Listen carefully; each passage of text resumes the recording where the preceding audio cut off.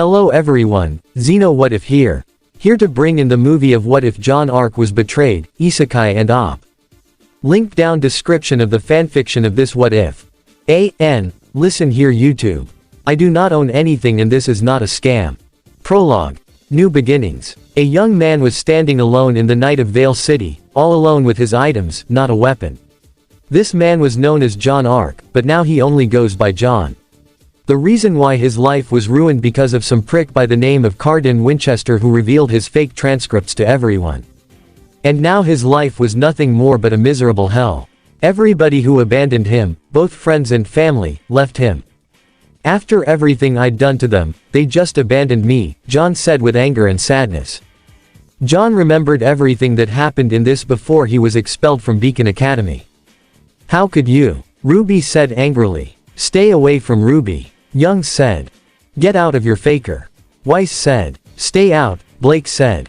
You shit. You could have gotten Nora hurt, Ren said. You're a cheater, faker leader, Nora said. Get out, Jaune, and never show yourself again, Pyrrha said. As Jaune remembered, his so-called friends don't even care, especially Team CFVY.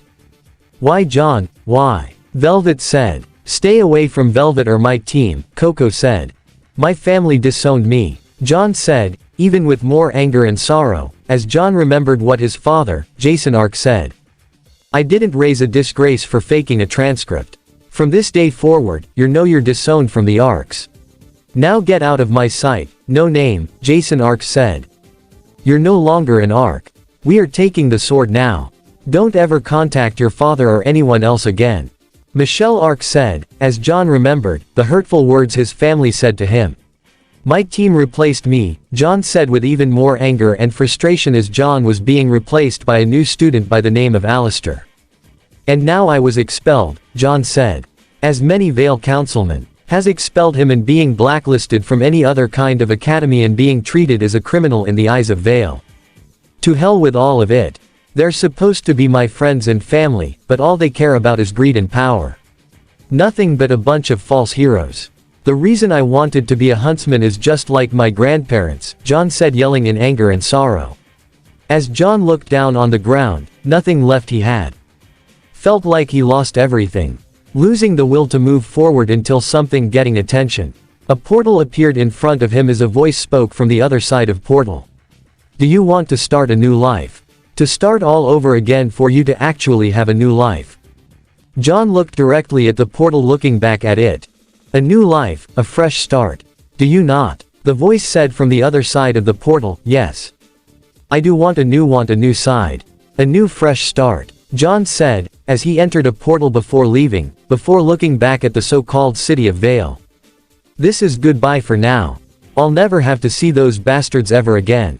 Jaune said, looking at the city with hatred and disgust, as he leaves the portal. However, unknown to Jaune, Ozpin was staring behind one of the pillars looking at Jaune leaving the city of Vale, entering the portals to start a fresh life. As our lives ruin, but gain a fresh start, Jaune, may our paths cross again one day. Take care of yourself, young man. Ozpin said as he left. As the portal closed and a new beginning for Jaune Arc. No. The beginning for Jonathan Nicholas has begun. Chapter 1 Being Rejected. And new team. In a new fantasy world where people live stream their raids in different dungeons. We're able to gain many kinds of viewerships. Jaune Arc are now known as Jonathan Nicholas. When a new appearance no longer having blue eyes but now having emerald green light eyes. However, becoming part of the new team known as Thunder Pike, alongside his so-called childhood friend, Simon. As Jonathan, Nicholas was able to enchant some physical spell for both Barry and Simon to take down many of the monsters in the dungeon. Cammy and Jamie were able to cast a spell to kill many of the creatures. However, seemed that Jonathan Nicholas was a B rank. And the rest of them were A ranks.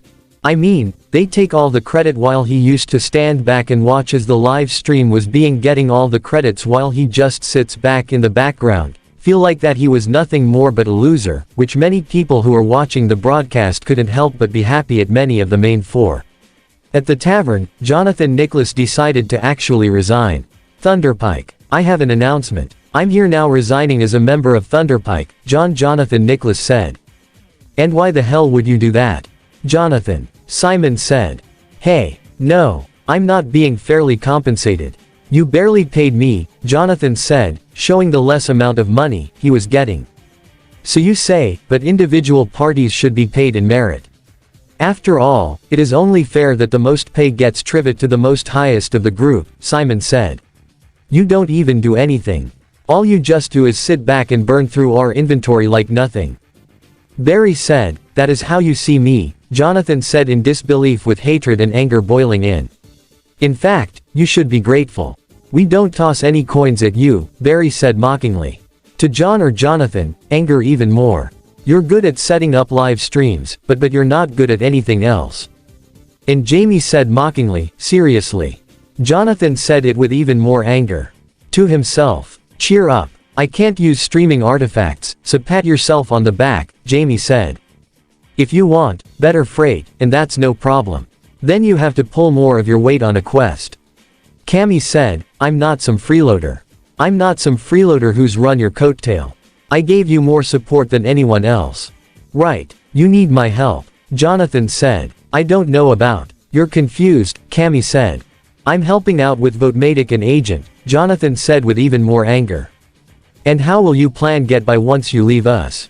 If you think another party wants to recruit you. Yeah, sure. You're AB rank, but that's only because your childhood buddy did you a favor. Be grateful you tag along with a prestigious party like the Thunderpike, Simon said. Jonathan felt like he had flashbacks of his own team, not even caring for him, only cared for money and fame. So that's what you think. Then you'll be just fine. Jonathan said, oh, good. Now you understand. If you leave, we won't notice any differences, Simon said. In the end that's the case, I'm definitely out of here. Thanks a lot for the 5 years. No, wait, I don't owe you anything, Jonathan said angrily. You should be thanking me for what I've done. Jonathan said back with a determined look on his face. Feel free to come back crawling, but don't expect there to be a spot for you, Barry said mockingly. I wish you good fortunes, Cammy said. You're sure you want to go? If you say, this will be a bad joke now, but maybe we can reside. Simon said, only for Jonathan to take another swig of the beer and slam it against the ground.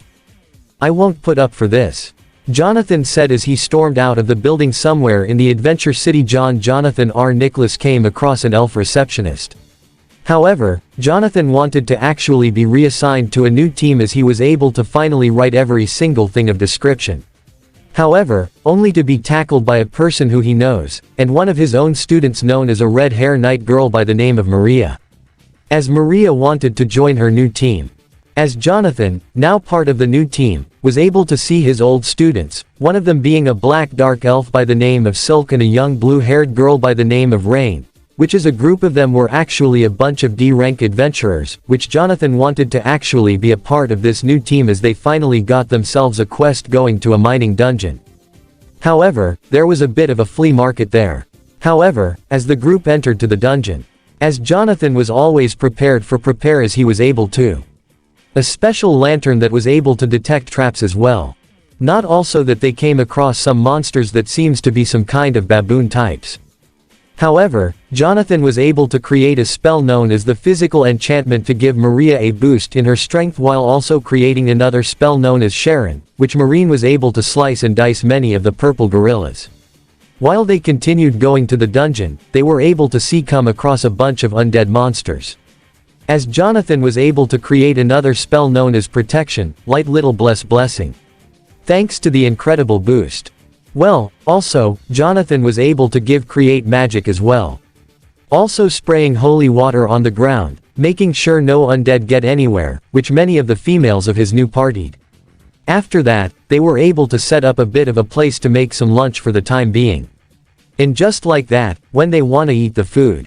After that, they came across the 4th floor of the dungeon where they came across some kind of rock-like lizard with crystal ore, iron ores on top of it.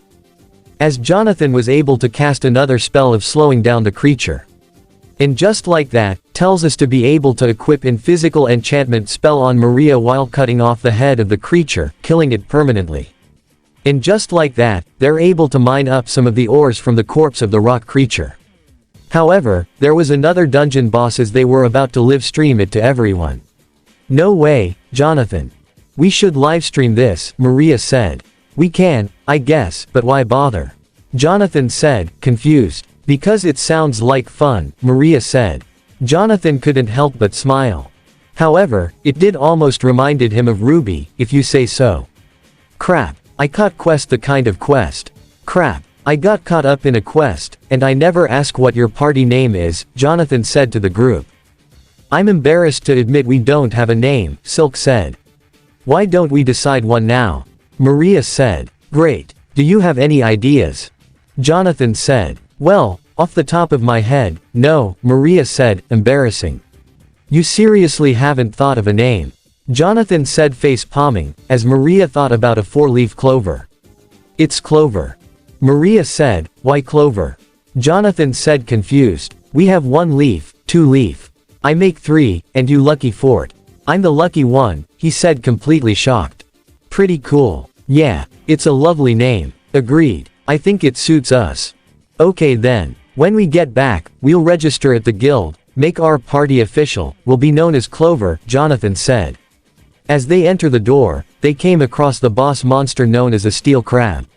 As Jonathan was able to increase many enchantments as well, paralyzing the steel-like crab, while also creating a gravity enchantment, crushing creature killing it permanently as the live stream went on for everyone. As many of the group now known as Team Clover. And just like that, they got the prize. See, a lot of money. Jonathan Nicholas couldn't help but smile. Now part of a new team of old students who was able to teach them. Now no longer the so-called faker. Now becoming something even better than before. Now became the leader of Team Clover as his new life has just begun. Chapter 2 Unwanted Attention. As a group of adventurers, a male was rather impressed by Jonathan's enchantment spells of defeating the steel crab. Even a female adventurer was also amazed as well. Seen at the male adventurer who was watching a livestream. Had no idea anything about Jonathan's method of using many kinds of enhancements, skills, was able to defeat a boss such as the steel crab, although he was rather amazed by it as well. Somewhere else. In a carriage, Jonathan, I'm outside his new party known as Team Clover. Asked Jonathan. Among tying his former students now teammates. However, Silk was still praising Jonathan for his amazing skills and performance. I have to admit you're pretty good.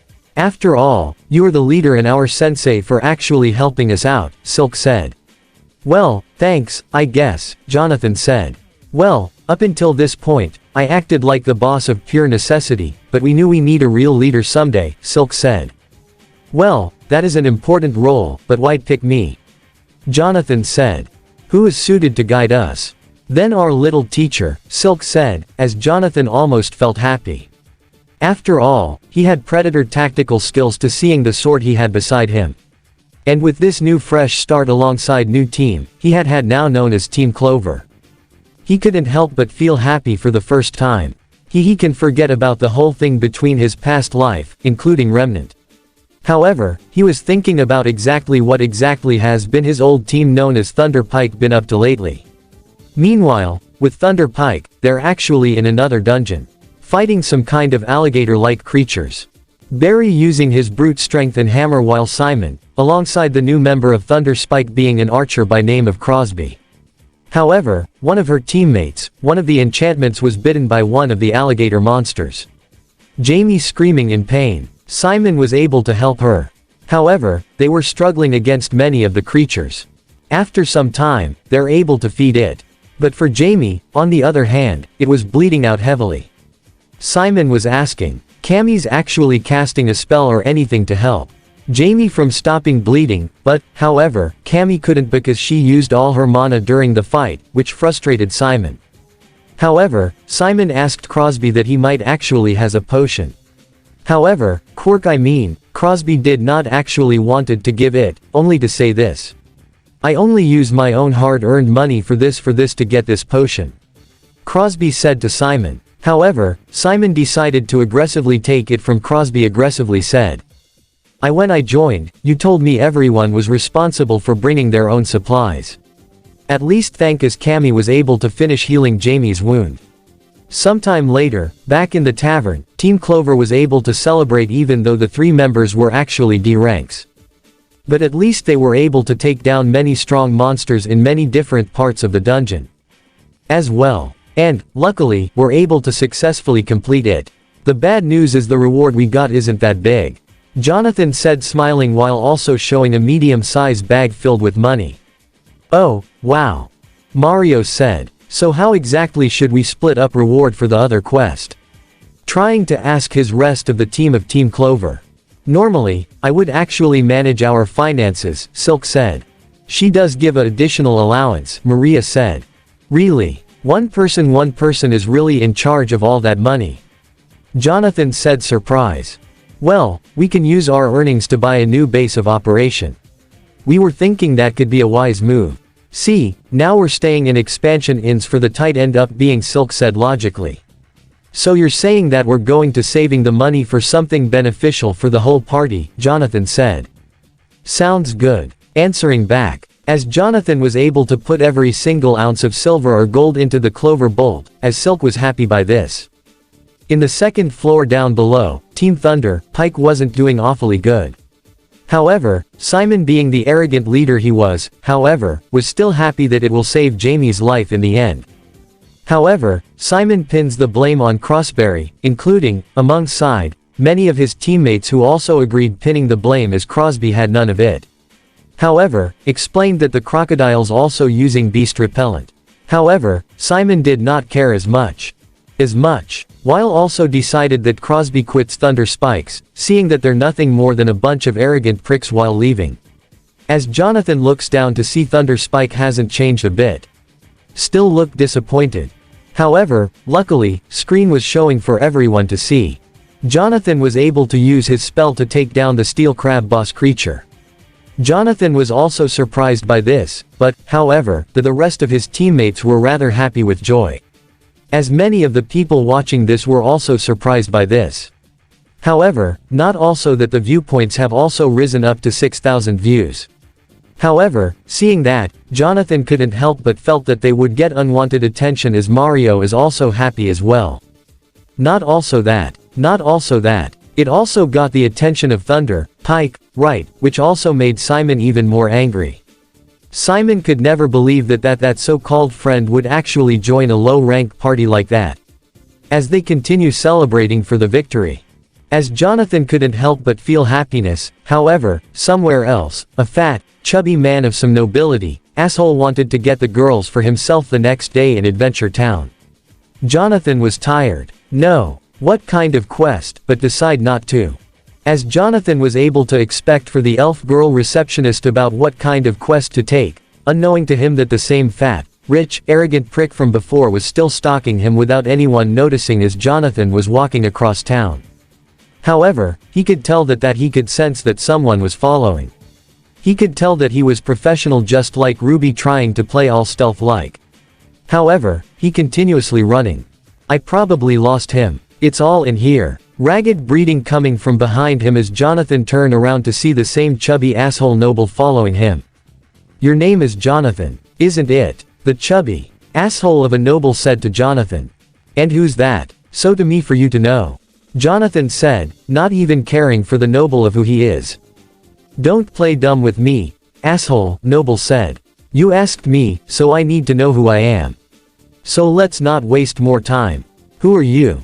What do you want from me? Jonathan said. Leave Clover or you'll regret it. The arrogant, noble said. So you want me to ditch Clover, the party I joined 3 days ago? No, I can't do that. They may be aware about that, but they recently elect me as their leader. Jonathan said. They put a nobody like you annoyed and you in charge, the noble said, as he got out his sword.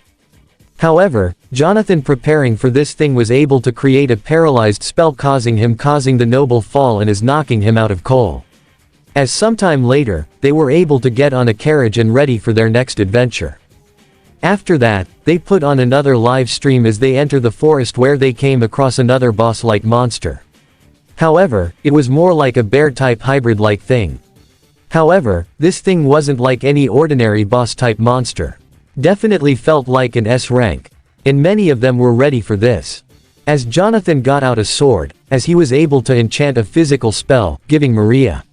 I was able to slide, hold on.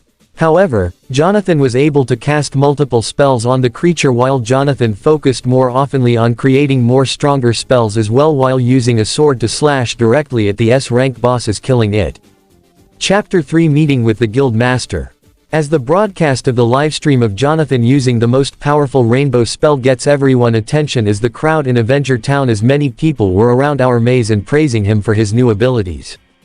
However, someone else that was a part of the crowd wasn't so pleased by this as well. And that being Simon, the leader of Thunderpike, being very agitated by this for so-called friend Jonathan to get more attention than him, which really pissed him off even more. Seeing his friend gets more attention, really aggravate him while many people cheered on for Team Clover. However, with Clover back in the woods Jonathan realized that he overdid a bit using too much amount of mana. As the rest of the team were continued cheering on. However, he couldn't help but smile. He couldn't help but also felt like he screwed up even more. As he was able to. However, many of the girls from Team Clover kept on lecturing John Arc as John Arc was rather surprised Jonathan was rather surprised by this. As Jonathan was making some camp for the time being while some of the girls, were going to take a bath in the pool. In the lake. Shauna then couldn't help but smile at many of the girls. Astronaut and couldn't help but remember the time going camping with his sister and family. However, he couldn't help but also felt happy for the first time. But then again, he also remembered the bad types of memories he had. As soon he was able to remember about his full call family, disowning him and never calling him an Arc ever again. Was that really made Jonathan forgive all his past life as a farmer huntsman of Beacon Academy? This was his new life from now on, and he will not allow anyone else to take his new life away from him. Life is funny. I never expected to end up in a party with them of all people, Jonathan said, smiling to himself as he looked up at the sky. Just goes to shows you that you cannot always predict the future. Jonathan said smiling, admiring the sky. Several days later, as Jonathan, alongside the other members of Team Clover, entered the Guild Master's office. Jonathan. What do you think the Guild Master wants? Are we in trouble? Maria said, a bit nervous. He wants us to discuss the Zonarch instant. Jonathan replied. What's there to say? Rain said a bit nervous. We finished the quest, but a job like that shouldn't be offered to a party below AB rank. Jonathan said. However, Jonathan could tell that this isn't gonna be an unpleasant chat that he's in for. As the guild door opens, it revealed the guild master known as Benwood. Thank you for waiting, Benwood said, as many of them greeted, as Benwood walked up to Jonathan, the leader of Team Clover. W.L. You've done it this time, Jonathan. Guild Master Benwood said, giving a menacing look. You can't blame me for what happened, Jonathan retorted back, then explained how things have went awry. Guild Master Benwood said, I submitted. Report. Jonathan straight up replied, I'm not. You're just the play-by-play you turned in. What have you possibly thinking? Guild Master Benwood said, giving off more in an intimidating look, making someone of female members of the group even more uneasy by his presence. Stop with the intimidation. You're scaring girls, but I'm the one. You should have called me in so you can talk to me one-on-one. Jonathan said only for Silk. Sir, do not forget that this is the Guild Master, Silk said. That was a good speech. We can stop pretending to be so polite as he harshly pat him on the shoulder as Jonathan grabbed his hand. Hey, that hurts. You're as aggravating as ever. Do you know that? Everything you do is so rude. Jonathan retorted back. Oh, okay then, take a seat. As Master Guild Master, Benwood said as he also said to the other members of Team Clover. Everything about thee is in my report, Jonathan said, so why was it there? Guild Master Benwood said. I suspect that it could be an overflow. The guild must investigate quickly. Jonathan said. As if saying that something was wrong. As the guild is the Elf Guild receptionist, request emergency inquiry. What do you mean by overflow? Maria said to Jonathan. It's like some kind of catalyst causing monsters to leave their normal environment. Jonathan, I didn't reply. Monsters stick to dungeons because they're bound to the mana, bound within them. Sometimes those shackles come loose too, and they're able to restrain to our everyday lives. Guildmaster Benwood said, that also mean a stampede. Yes. The other team members of Team Clover were shocked to hear this. If monsters like that are escaping from their dungeons, then don't worry. We'll take care of the investigation. There's something else I want to leave you with. As master, Benwood bowed down to everyone's surprise. I sincerely apologize for exposing you to such dangers when you barely started adventuring. As many were surprised by as the three girls were able to be promoted to rank C, which made them feel happy as Jonathan was also taken aback. Guildmaster Benwood also so promoted Jonathan to A rank to a surprise as he couldn't believe it. As a few minutes later, they went back to the tavern. As many of the girls of Team Clover couldn't help but kept on praising Jonathan even more. As Jonathan was able to get more money while also getting a platinum silver coin. As Jonathan always was willing to do whatever it took to help his party out no matter what, even no matter if it cost him his life to prove that he will always wanted to be a true hero just like his grandfather. Parents from his old world would always say that. Now he finally actually had a chance. However, Rain wanted to say this. Sometime later, it became night. As Rain was pouring some more wine, say, Jonathan, I wanna know your dream. Tell us, Rain said as John was taken aback by this.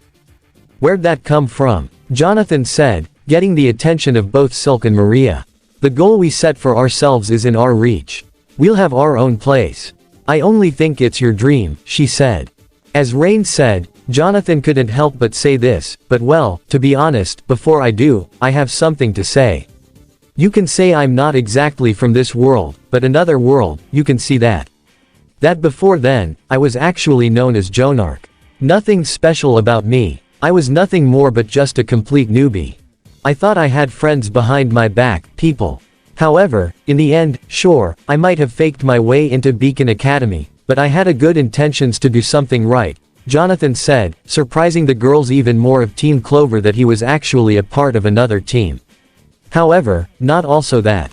He was also betrayed by a so-called team over a piece of paper, which disgusted many of the girls of Team Clover. Sure. I might have done something bad, but I had good intentions to help those in need. However, I see now that the people that want to be huntsmen and hunters is only due for money and fame. Well, I did it to halt on the legacy of my grandparents. However, my family also disowned me, kicked me out. When a moment appeared, I thought to my second hit, this was a new life that I wanna start it. And that's when the moment I finally met you guys, my old students, and now became part of Team Clover. A new life that I wanted and for me to be a hero for everyone to look up to, Jonathan said. Give me the answer. As he looked at his team members of his party, as they were completely shocked, unable to say what to say, I know what you might think. You may call me a faker or a loser. I don't mind. I've been throwing insults by my own home world before. Jonathan said. As Maria spoke up. I'm so sorry that this happened to you as Jonathan was taken aback. Yeah, it's so rough for someone like you, for your own family to disown you, Silk said. And all because of some jerk by name of Carter and Winchester just to I feel your fake transcript over something petty that is so dishonorable. The nerve of some people thinking that they wanna be huntsmen only doing it for money and fame and for greedy selfish purposes. That is so disgusting. Maria said, but even so, you were able to improve, and we're your new team now, Rain said, as Jonathan couldn't help but felt tears coming from his eye. Smile a little bit. Couldn't help but smile. Felt happy for the first time. Thank you all for believing in me. After all, if it wasn't for that portal to open, I would have never met you guys. But I guess it's funny how God actually gave me a chance for me to actually finally live this new life I wanted, Jonathan said, as they celebrated. The next day came in as another livestream was happening with Team Clover taking out many other monsters thanks to the help of Jonathan. As many people were cheering on for Team Clover. However, Simon, the leader of Team Thunder Pike, was still angry and jealous over so-called best buddy. Now leader of a new team known as Team Clover. How come a useless idiot like him always gets so damn popular? Simon said, frustrated. He was able to stream from easy dungeons as well, Cammy said. Jonathan couldn't be so cocky if his party members weren't a bunch of low-rank newbies. Barry said, I heard that they were promoting him to rank A recently. I probably feel jealous to cock as well, but I'm more concerned about our party. Thunderpike has been screwing up constantly, due to the constant crapping new members we kept on bringing on. However, they are the ones that keep leaving us. Simon said, I heard that's been a conflict in loser adventurers who will lack the guts and drive to succeed. It sounds like that there's a little bit more than the truth to those rumors. Barry said, it's sad for the whole guild, Cammy said, before Barry noticed that Jamie isn't with them. However, Jamie was actually in the room looking at the broadcast. Is Barry back with Team Spike? Barry was actually thinking about bringing back Jonathan back to Thunderpike. As Simon hesitated, but still. Just think about it. Night is nighttime. Team Clover. As Jonathan was about to enter the guild only to become face to face with his so-called best friend, Simon. Well, it's been a while. Jonathan. Simon said smugly. Go on inside. Tell the guild receptionist that we finished the job. Jonathan said, as the rest of the team members of Team Clover entered the guild. What do you want, Simon? Jonathan said harshly. Not if you're caring for the whole bullshit of what Simon's about to say. What? Can't say a friendly hello to your old-time friend? Simon said innocently. I'm beat. We just got back from a quest. I'm afraid I don't have time to waste time. Jonathan said, only for Simon to put his hand harshly on Jonathan's shoulder. Jonathan, it's time for you to come back to Thunderpike. Simon said. What? Jonathan said, even more shocked and taken aback as many of the girls who were listening to this behind the door heard this. I know what you're thinking, but deep down, you want to come back, don't you? Simon said, as Jonathan turned back annoyed at his friend for saying something like that. Don't forget about what you dreamed. You're talking about this since we were kids, to stand at the abyss gate and see the rest of the world. In order to do that, you need the permission from the guild and the government, and that requires the help of an A-rank party. And I know a good one if you're interested. Simon says, recalling back to the childhood life of him and Jonathan had.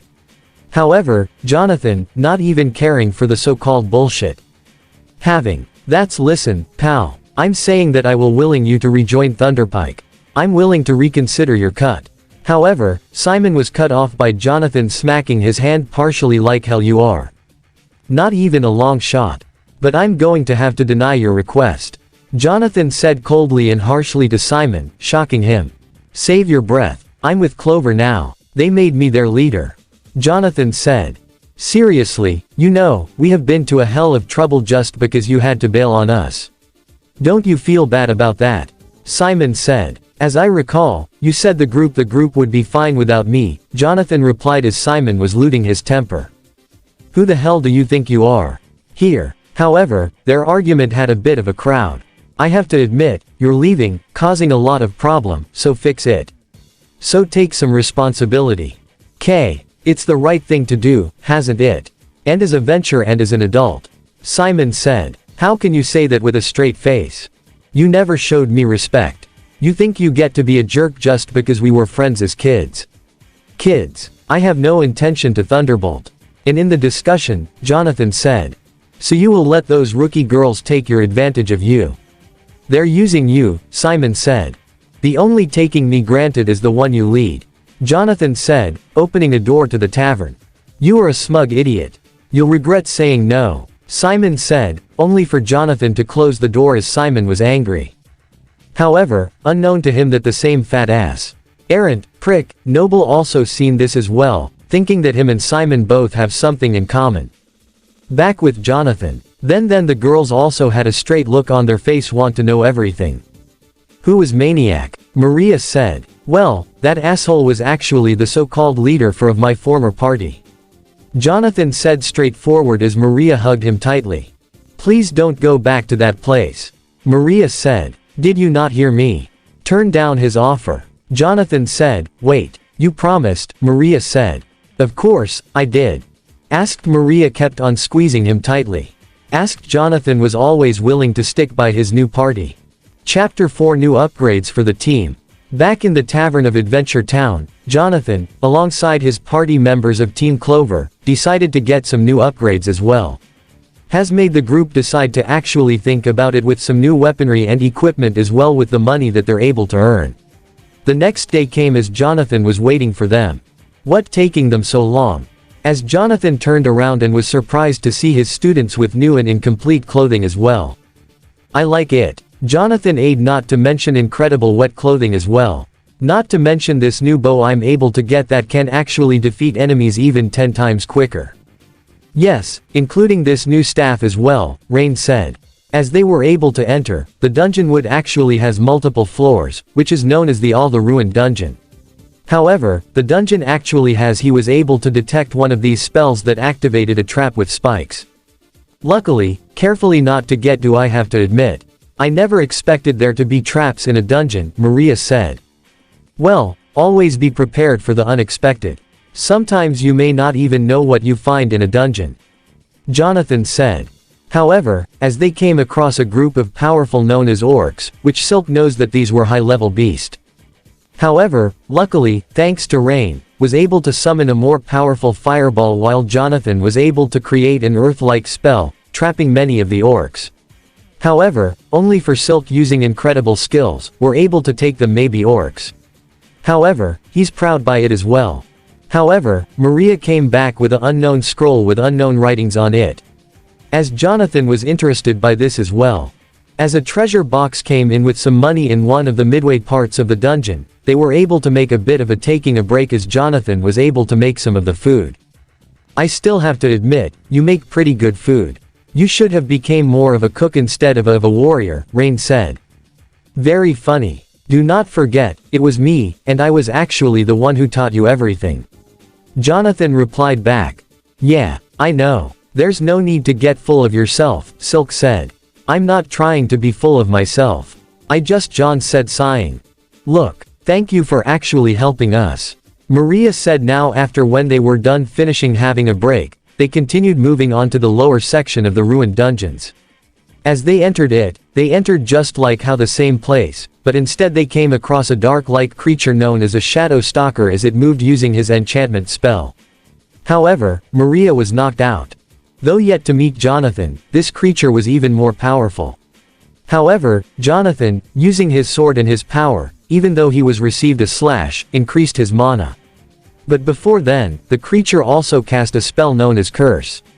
Knocking Jonathan out cold as the Shadow Stalker, it nips even more powerful spells. However, Jonathan using incredible spells, and in the end, was able to kill that Shadow Stalker as Maria was hugging it tightly.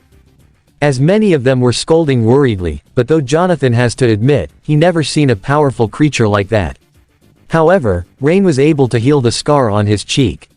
Though he had to admit that nothing more of that crush, that slashed Jonathan's cheek of that power curse after they really managed to make it through the dungeon. However, after completing the quest, maybe any of the girls of Team Clover were worried of it. So how are you feeling? Silk said. I'm feeling fine. Though I have to admit, that Shadow Stalker was something else I never expected. Jonathan replied. Well, that's good to hear. I thought we were worried sick about you, Maria said. Same here as well, Silk said. As the Team Clover decided to celebrate. Chapter 5 New member for Team Clover. Back with Team Thunder Spike. We're in some sewers area while eating some food.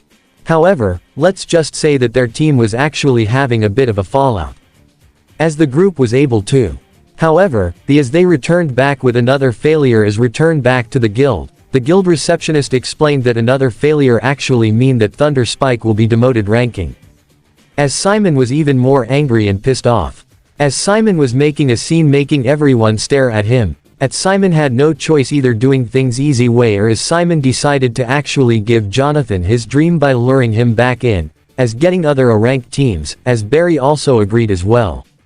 Back with Team Clover, was somewhere else in Adventure City. As many of them were discussing about what exactly happened between the Shadow of Stalker. However, not also that, many adventurers were also praising sure enough. However, others were just ignorant dumbasses. Soon, they came across a man who was able to give them their house. As they have the purchase house for a temporary. As they were able to give him simple chat, such as making food and was able to build a TV as you can help.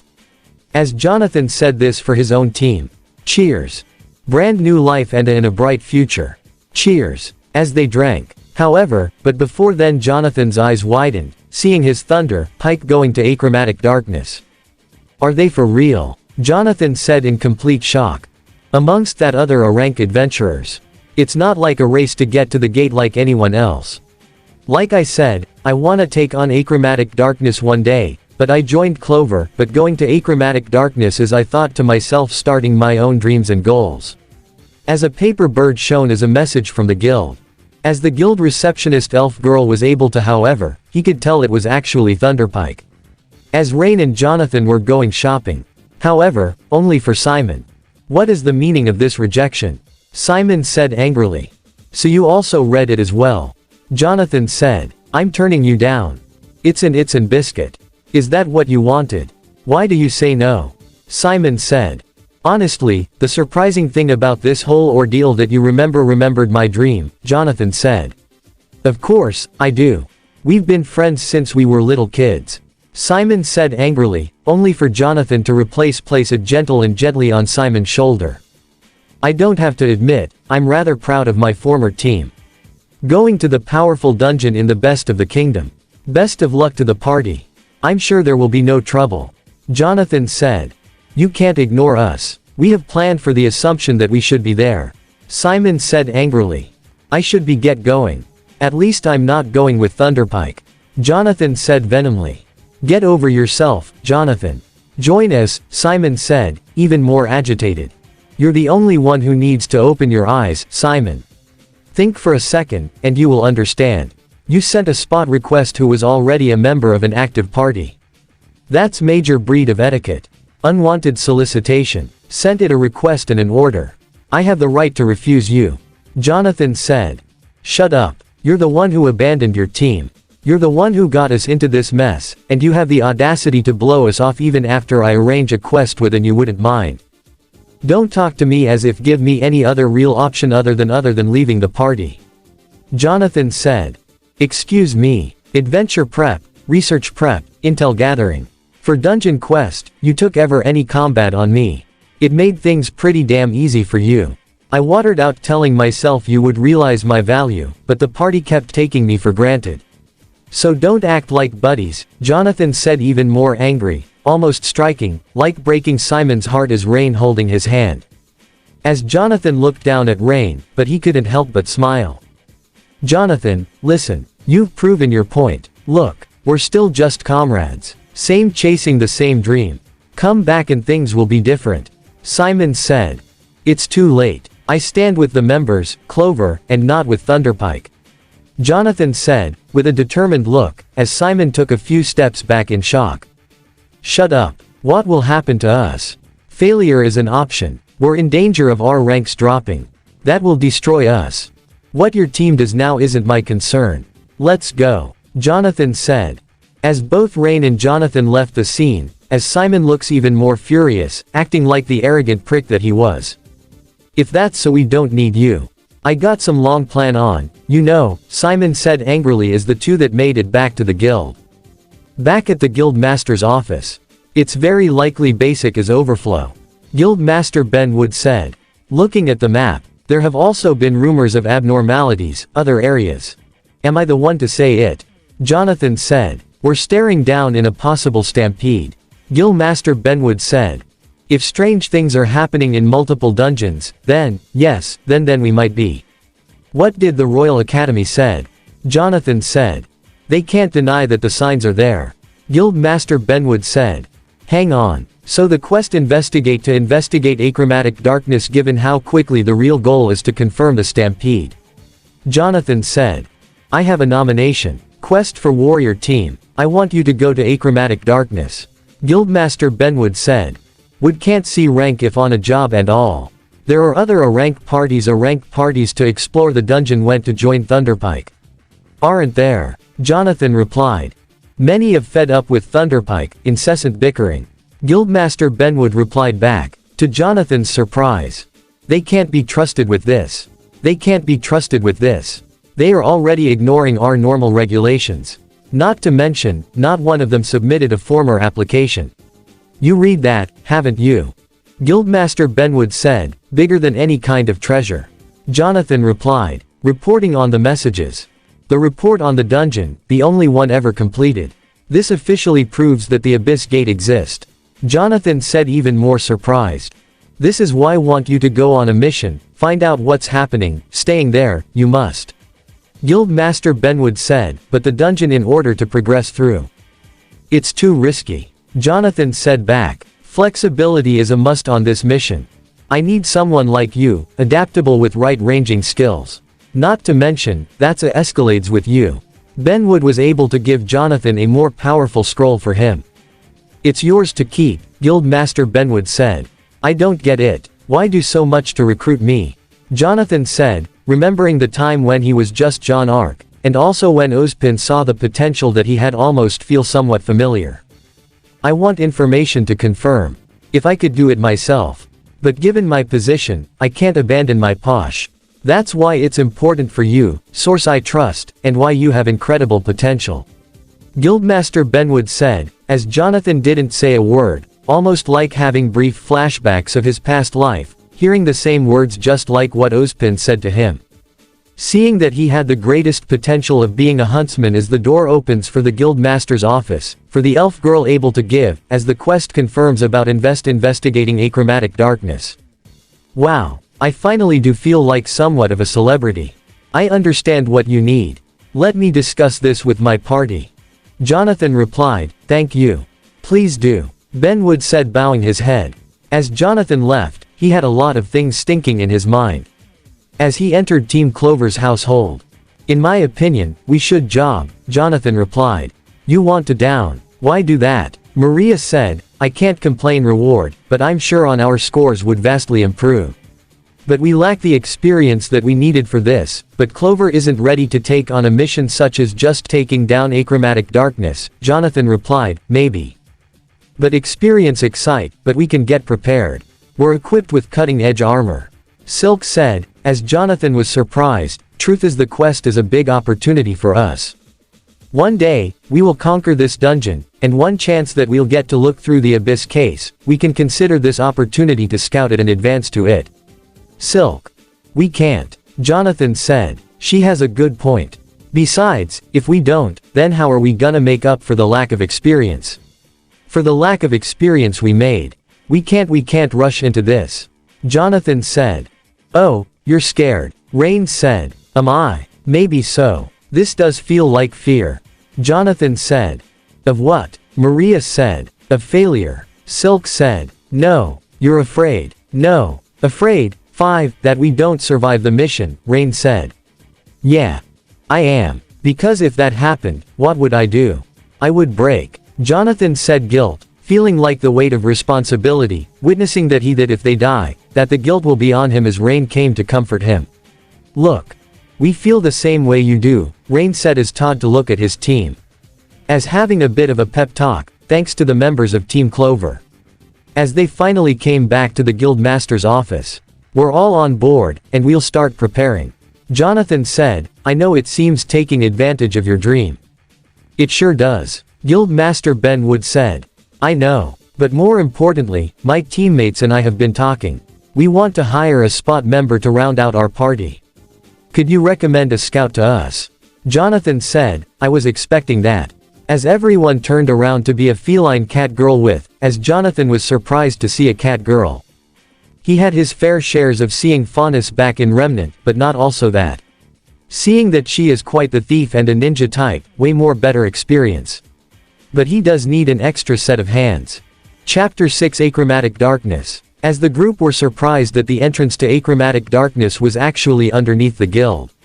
Even Jonathan was rather surprised, saying that Guild's Master Ben would always had a reason. As he began with the recording thing, right now, as many people from Avenger Tower are watching this darkness as they entered. As the group entered Acromatic Darkness. As Rain was able to get a new staff known as a Crimson Staff, while Nene decided to scatter out as returned back scouting the area, see that there were no enemies nearby. As John has opened one of the doors, seeing that everything was kinda had twists and turns. As Jonathan, we look at the reports of Thunderpike able to make it down far enough as in the 8th floor. 8th floor. That is not much progress, Maria said. You're right. Jonathan said as he continued walking, seeing the bizarre landscape of Acromatic darkness. However, live screen was meant for the Guild Master Benwood and scholars as well. See that they aren't here not to fight anything. As they came across a monster, as the creature turned out to be some kind of chimera humanoid type. As Jonathan was able to give crossbow to Maria instead of a sword, which is about to use the work. As the crew were able to use, casting a spell. And for Maria, I think, get a clean shot at killing the in the chest of the chimera. As Rain was able to cast a fire spell, killing the chimera as they came to the safety area of Acromatic darkness, as they came across a treasure chest, as it turns to be diamonds and jewels. And Shasta was confused about this dark cube-like thing. However, it was an artifact. However, as they continued to the strange bizarre landscape of Acromatic darkness. As Nene came back and they have the recon back with second floor. As a group entered. As it turns out, this dungeon has the ability to change. However, Jonathan thinks that this thing feels like it's, warping reality itself, almost as if however, as they were gonna go back, however, only to realize that they going back to the entrance where the minute it came from. However, only to run back to Jonathan's old team known as Thunderpike with 2 other new members as well. Thunderpike, I almost forgot this and this too. Jonathan said a bit annoyed. These guys again, Maria said with disdain. I'm betting that those team of a rank jerks, Nene said. They're also Jonathan's former party, Rain said in display. Well, if you're coming down here anyway, why did you agree to join us? Your request. You tried to poach me for my team. I'll have you know we have been sent your kingdom on a formal mission. Jonathan said. You worm, you better start taking us seriously. Barry said aggressively. Where is our apology? You are ungrateful after everything we have done for you when you're with us. Cammy said. As Jamie did not say a word as Simon walked up to the group, having a smug look on his face. We ended up on the same job, so it worked out. So in hand over your find the items you found. Thunder Pike and Clover are in an alliance, and it's only fair for discoveries. Simon said smugly. What's an alliance? Maria said, confused. It means tea parties have to work together to take on a difficult job or dungeon. Nene replied to Maria's question. I form such lines which you, Jonathan, replied back. We're offering with AC rank par full of weaklings. Show some gratitude. Barry said. We won't make you grovel. Don't you want to repent for the trouble you caused for us? Cammy said as the live stream is also being broadcast to everyone, as everyone's confused on what was going on back in Arch and Arch Darkness Broad Dungeon area. It will be more efficient if in a rank party, makes a report to the guild. So what are you waiting for? Simon said arrogantly, as Jonathan looked at his former party with disgust as Silk stepped in. Have you no dignity? Silk said, to both Jonathan and Simon's shock. I don't care what your rank is. You've shown who you are by blackmailing another team. Silk said. Hey, watch your mouth. Inferior dark elf and inferior dark elf like yourself on us. Barry said. You're kind. The pledge of wicked. You're nothing felt, Cammy said. As Maria also steps in defending her friend as well. You take that back right now. Why are you so rude? Rain said. I'm having with you with Jonathan, not a dark elf shaven. Simon said, shut up. You're insulting. Who are family to me? You got that. As Jonathan said reaching for the blade. His sword. As Simon also walked closer to Jonathan. Hey, now relax, Jonathan. Why are you getting worked up about Simon said. As he was about to place his hand on Jonathan only for Jonathan to actually slap his hand harshly. Stay out of our way. You wanna know why? Part the idea of parting with you. Sick. Jonathan said aggressively. Now you done it, Barry said aggressively. The audacity. Cammy said, notice, I will never there were people again. Jonathan said aggressively as if it almost hit Simon in the heart like a knife to the heart. Don't say that, Simon said he almost, breaking. Let's go. As Team Clover left, leaving Thunderpike unable to shatter. As some people are watching the broadcast also. Back at the Guild Master's office of Guild Master Benwood, there have been multiple serious complaints. Thunderpike. The Guild Master punched Simon in the face, knocking some sense into him. However, as the Guild Master did it aggressively with Simon and his party. However, at a raining day as Simon was completely in the dumps, anger, jealousy. However, as about the rich, arrogant, fat-ass prick, including Simon, able to make a somewhat sinister alliance in the shadows to take down both Jonathan and Team Clover. Chapter 7 More Annoyance. As the cube turned into a samurai sword for Maria, as she could help but feel even more happy for a new weapon. As they were finally going back to Acromatic darkness. Again. As they entered some other floor, however, it shocked Jonathan that it was actually somewhat feels real. Even also was kind of confused as well. However, that's when they came across the Lady Persephone. However, giving Jonathan an extra power boost as they both ran away quickly as possible into a safe area as Maiden were kind of confused. Jonathan, there's something on your face, Nene said. As Maria handing a mirror over as Jonathan was completely shocked. I was marked when before remembering. If this is actually the curse of Persephone. That place, I'm still trying to wrap my hand around it. Silk said, well, to be honest, there is a theory, though. Like, everything else is getting flipped over. That's crazy, Maria said. It must be. But however, thinking about it. However, if you not believe in multiverse theory that here not also that. But it certainly seems that I was just feeling that this world and my old world might actually converge into one singularity world. I don't know how. I always have this weird feeling, though. Jonathan said.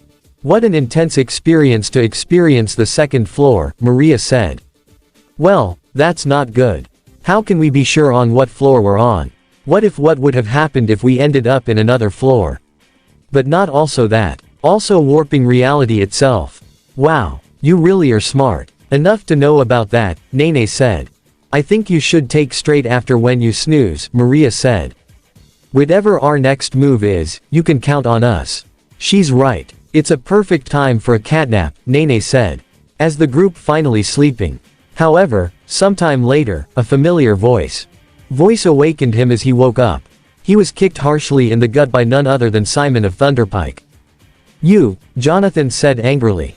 As Jonathan, find himself tied up in rope. I was probably following you, morons. Why would you do that? Don't get so worked up.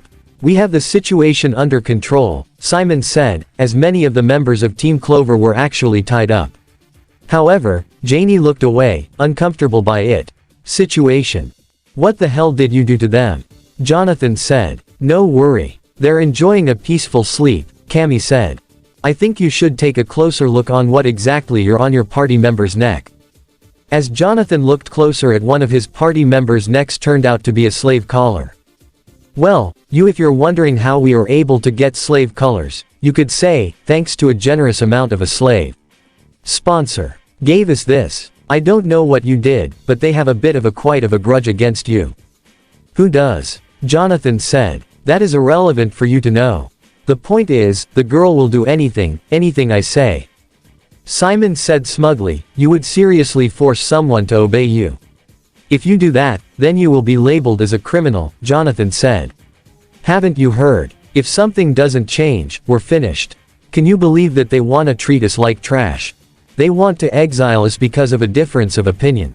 As Simon walked closely to Jonathan, grabbing him by the hair. Good news. I have an idea that will keep both of us out of trouble. Simon says smiling. Jonathan, it's time that we should patch things up. Simon said. What? Jonathan said, confused. Don't sound so shocked. You're about to be a proud member of the Thunderbike again. Simon said, showing Jonathan the absolute paperwork showing to him in front of him. Now be a good boy and sign it. As Jonathan read the whole thing, it was definitely 100% legit. Clover members used to discriminate insults elves and Thunderpike has followed suit. Clover is therefore to blame any volatile remarks. Cammy said. Any and all damage that current up to the point is a direct result to the lies and antagonism of Clover and especially you, Jonathan Nicholas. And that means that Thunderpike bears no responsibility. That's right, Jonathan. Feels remorse for injuring Thunderpike's reputation. You'll apologize. I mean, once, Barry said. As Jonathan could not believe what he was hearing. I knew that you're an egomaniac. But turns out you're nothing more but a scumbag, Jonathan said, only to be brutally kicked even more, not even refusing. However, always remembering all the flashbacks he had with many of the students, bullying him, calling him names, even in his past life as a student of Beacon Academy. However, he was no longer that same person. As Jonathan was ready to write, the whole place began to shake. As everyone was about to fall to the ground, however, turned out to be Jamie. As Jonathan couldn't help but be happy for one person in Thunder Spike that was still by his side. As Simon was completely shocked to see Jamie betray them over 4. But before then, Orcs came along. As he'll use the scroll sanctuary. Alright. As Jonathan was able to forgive Jamie as she was happy. However, as they were trying to Maria, taking down many of the Orcs. However, only 4. Simon, being the arrogant prick he was, had Rain as hostage as his blade close to her neck. However, only for Jamie to tackle Simon on the ground. However, Simon did not care for both Barry and Cammie's safety, only caring for himself. Clover was able to vanish. Now we're able to escape. However, except for the Orcs. Killed Barry and Cammie, the 2 members of Team Thunderpike, dead. However, Simon had one last trick up his sleeve using some kind of power given to by an arrogant royal prick.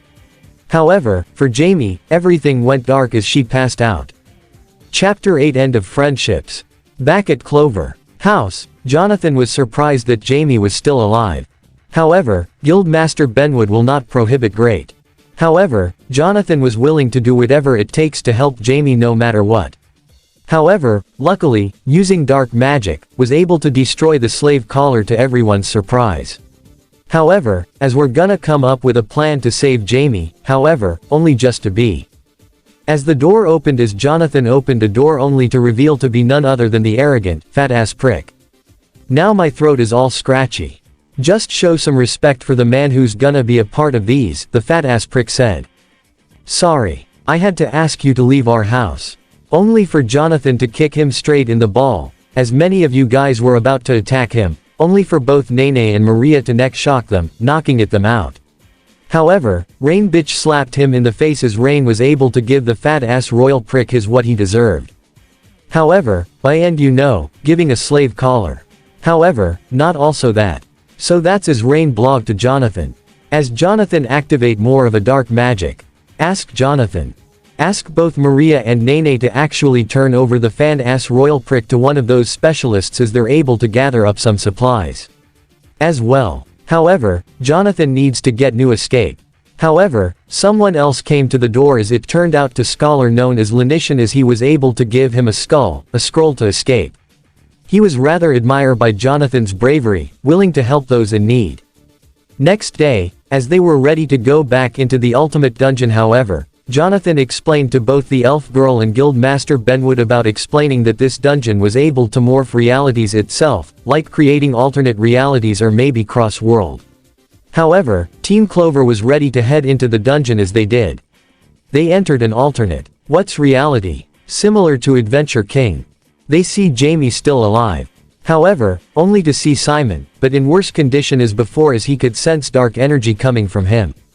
As Simon unleashed amount of power. However, Jonathan was always ready for this and cast enchanting many such as strength as well. However, even with all the attacks, regenerate. Luckily, as it came up to only between both Jonathan and Simon. Both blades clash, as he cast the ultimate enchantment powerful blade.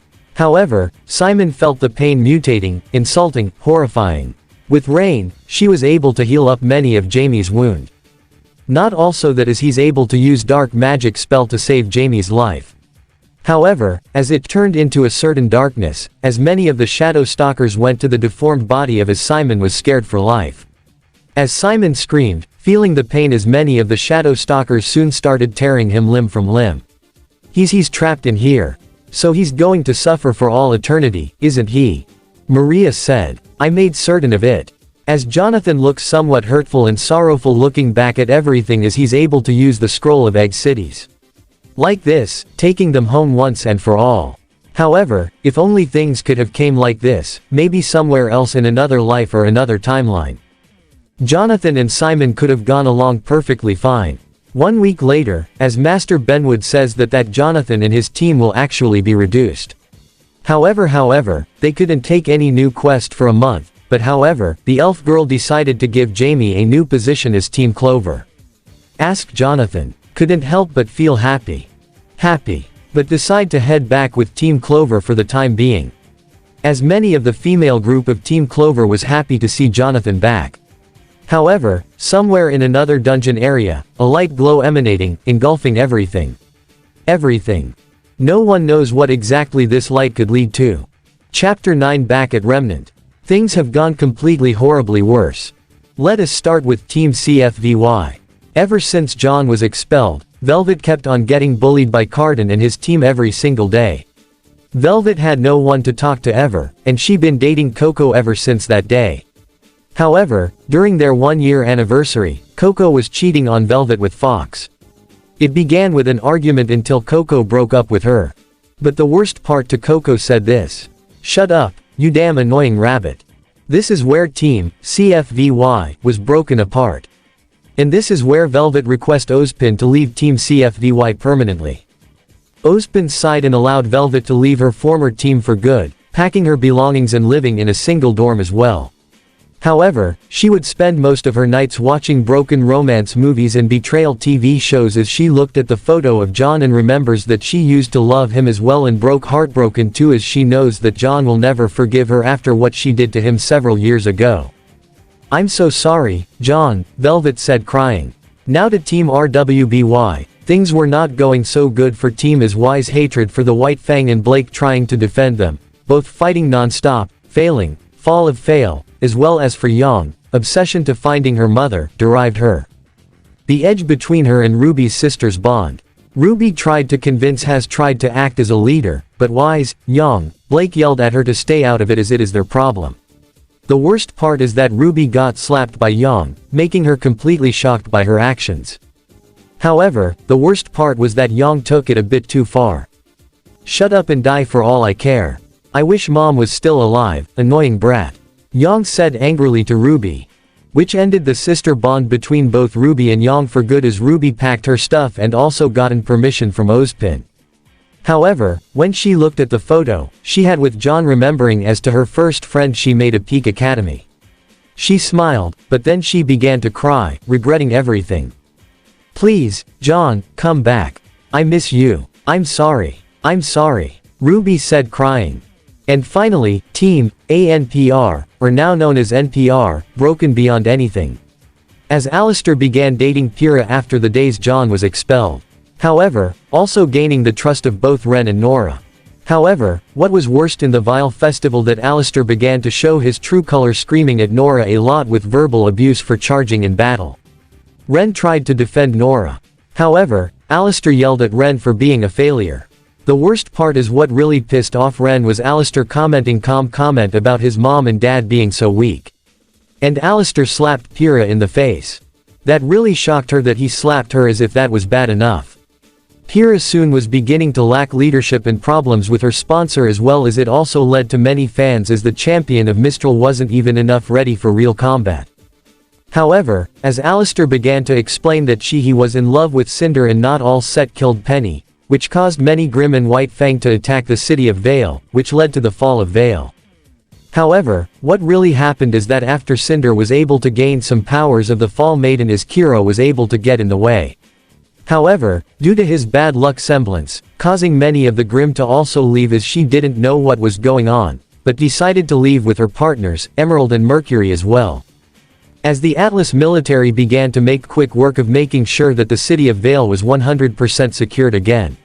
However, after the fall of Vale, Pyrrha was kept on being bombarded by Ren and Nora as Team NPR was broken as Pyrrha was in a dark room holding the picture of the once former team known as JNPR.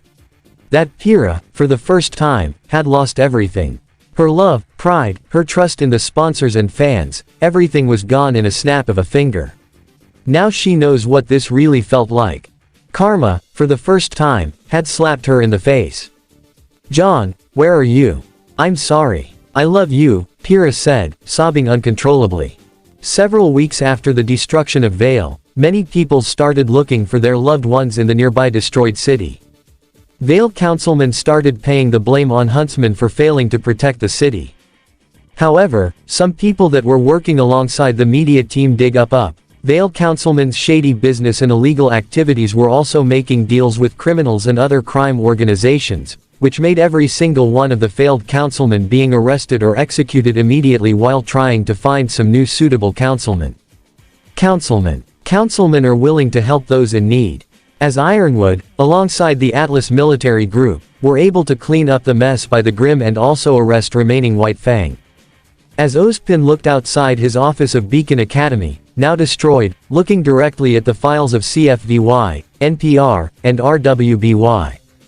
He looked in disappointment. Not to mention ever since the death of many of the students at Beacon Academy cannot leave Beacon Academy unless they'll be blacklisted or never become huntsmen ever again. Y's father, Jacques Schnee, automatically disowned her and cutting off every single thing, payment as well, not even welcoming her back home as well. Ruby and Yang cannot go home, seeing that Tai has found a job to make some money for ends meet.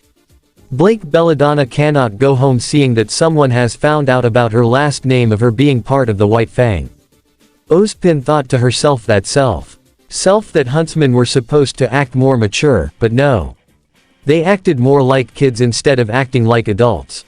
There got to be a way to help them, Ozpin said.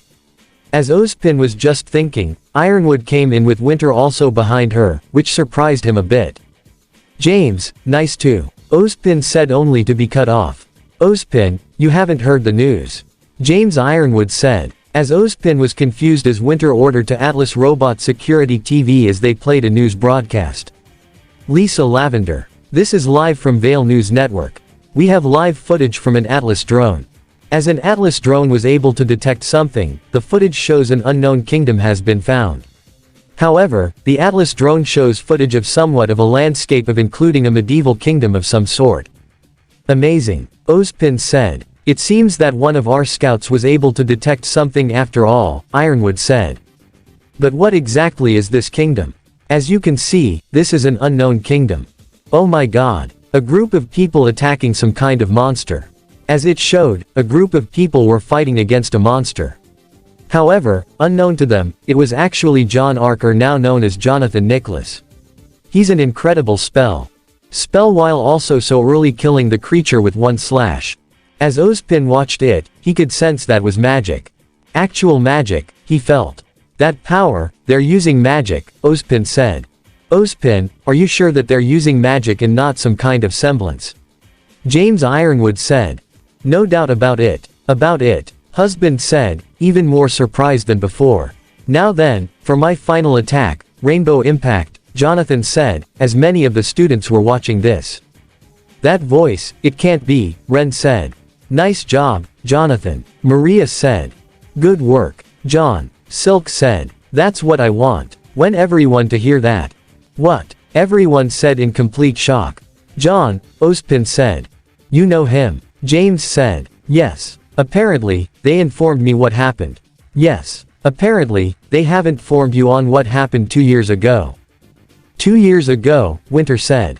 Ozpin explained everything about the situation that happened with John, informing Winter about a certain snow bitch of a sister that did this to John as Winter's face darkened and realized to teach a certain someone on her family a stern lesson. Excuse me, I need to have a bit of a stern talk with my sister. Winter said as she walked out, as both James Ironwood and Osman know that that Weiss will never escape the wrath of her big sister. But the rest of the people who are watching the broadcast. No way, Yang said. Fearless leader. Nora said, that faker. Coco said in disbelief. No way, that loser. Cardin said, even more shocked beyond belief. Is it with a party of people like them? Weiss said. Damn it, why did I have to treat him like this? He'll never forgive me, Ren said to himself. John. Pyrrhus said. He's there, Ruby said. Velvet said. With the broadcast, John was received a kiss by Maria, Silk, Nene, and Ren. Rain. As Velvet, Ruby, and Pyrrha felt heartbroken seeing them being kissed by someone like that. As Ozpin was thinking about coming with the most stupid or idiotic plan ever, but decided to actually talk to John as Ironwood noticed what Aspen is planning. Ozpin, you're planning something crazy. Am I right? James Ironwood said to Ozpin. I know it might be crazy, but still, I know that Mr. Jonathan will be upset, but there's a good chance to face his past, Ozpin said. Chapter 10 Arc Problem. After John was disowned, the Ark clan finally got rid of the adopted child of Jason and Michelle after a few months later. They celebrated and became more arrogant than before. However, the weapon belonged to the Arks, Corsair Amores, is a problem right now. As when the sword was given to an Arks member, the sword violently shocked supposed to be heir. As the heir waken up, he fell down, informing their private doctor. What shocks them even more that the boy, infertile, can't have children. This was a total loss for the next generation for their bloodline. They kept on trying to find the next heir for 2 years. The body count increases as 24 heirs of the Ark clan died from the sword. As the situation got even worse, which they decided to have a meaning of the situation. However, they saw the news of Jonathan, Nicholas, and worst, the bloodline being for 4 girls known as Maria, Rain, Silk, and Nene. The 4 girls that they were searching for, Ark clan mansion. 7 p.m. Location, throne. When John was young, the grandmother and grandfather of Michelle Ark treated him better even though he was adopted. However, the two of them did not like how the Ark became more arrogant and feared for the future of John, however now known as Jonathan Nicholas. Their assumption was correct. After both died at old age, the Ark elders and the council took over leadership and changed everything that the Arks believed in. Now they have control of every place. But right now, the situation on the meeting of Croce and the 4 girls. Let us begin with the meeting. The first is the situation for Croce. Archelder 1 said, "The weapon belongs to our ancestors, refuse to choose our heir." Archelder 2 said, "Even if the sword doesn't choose heir, we'll have to choose it's an heir to lead the Ark clan." Ark Councilman 1 said, "Agreed." Ark Councilman 2 said, "It is time to put old heirloom away in the chamber. Vote for Croce Mores to be removed and sealed away." Archelder. As every person voted yes and waited patiently for the next choice as the Arks confirmed as no more than a useless relic. An Ark archive member to take back the sword and seal it in a box, leaving it for with the forgotten weapons of the Arks clan for good. Can Jack Arks stand, please? Ark Councilman 5 said. Yes, High Councilman, Jack said. You have chance for your son, Andrew Ark, to be the next heir. Ark Councilman 4 said. Of course, my son is ready to be the next heir. Jack said, grinning darkly, very well. Call in your son for the mission for him to be the next heir. Ark Councilman 7 said. No need. I was heading out for training, but it seems I have to wait. Andrew Ark said, walking in, indeed, to be the next heir to your clan. We need giving you the mission to be the next heir, Ark Elder 1 said. Of course. What mission am I recommend to complete? Andrew said. Is to capture yours to be fiancé, Maria, Rain, Silk, and Nene. Take them back to the Ark clan to be married with her. Ark Elder 2 said. Make sure you don't fail this mission, Ark Council 7 said. Of course. I will head out now. I'll finally take once and for all, take those girls, marry her. This fossil. I will make her make them my slave, Andrew said laughing arrogantly. The Arks haven't realized what they have done to air. However, Corsair Amores is a sentient weapon and had effects to negative energy changes weapons. As Corsair Amores teleported out from the box and laid on the ground somewhere far away. Corsair Amores, there is no hope for this world. But then Corsair Amores remembered about John Ark, but now goes by the name of Jonathan, Nicholas. I must warn him. The only person who believed in me, Corsair Amores, teleporting towards where John or now Jonathan, Nicholas, the team leader of Clover, teleporting as quickly as possible. Chapter 11 Never messes with me. Back at Adventure Town, Jonathan Nicholas, the leader of Team Clover, was busy. Looking at the park and looked at the moon and looked at the shattered moon realizing that he was finally back in Remnant but also this hated it even more. Well, isn't fate such a bitch for me to actually ended up back in my own home planet? Jonathan said, disappointingly. However, Jonathan couldn't help but get this feeling that many of the Ark clan will actually come after his girlfriends. After all, it would be a bigger problem. He looked up at the sky. I won't allow no one else to take away my life or take away anything that's mine. However, but before then, someone came to attack him, which he got out his sword. He was able to block the attack. As the suspicions were correct, there was none other than Andrew Ark. So the weakling is able to learn even more and quicker than before. However, Jonathan Nicholas did not say a word. What's the matter? After all, I'm the one who's gonna steal your girls. Andrew Ark said arrogantly, causing something in Jonathan Nicholas's heart to snap. Don't touch them. They're my team, and I won't allow you to actually lay a hand on them. Them. Jonathan Nicholas said, with rage. What's the matter? Did I made you cry or something? Andrew said arrogantly. Fine, but don't say I didn't warn you. Jonathan, Nicholas said. However, as both the blades flash only for Andrew Ark's blade to completely be the tip of the blade to actually break to Andrew's Ark's complete shock and disbelief and anger. You bastard. You're gonna pay for that, Andrew Ark said only for to receive a powerful punch directly from Jonathan Nicholas, breaking his nose and shattering his aura. You and whoever, part of the Ark clan, try to hurt anyone I love or care about. I won't show any mercy to you. Jonathan Nicholas said angrily, like hell, I'm not going to let you get away with this. Jonathan said. However, Jonathan Nicholas unleashed a month of dark magic towards Andrew Ark, causing him to cough up blood. His body began to twist and turn, causing his screaming agony. As Jonathan Ark began to torture him even more times infinity. Don't you ever mess with me or cross me again, he said. Jonathan, Ark said angrily. Jonathan Nicholas said angrily at Andrew Ark as he looked up in fear at the so-called weakling of the Ark clan, now stronger than ever before. And just like that, he teleported with him. Still half alive. As many of the Ark elders and councilmen were shocked and horrified to see the state that Andrew was in. Jack was angry, only to receive a punch towards from Jonathan Nicholas, something on the ground as his nose is broken.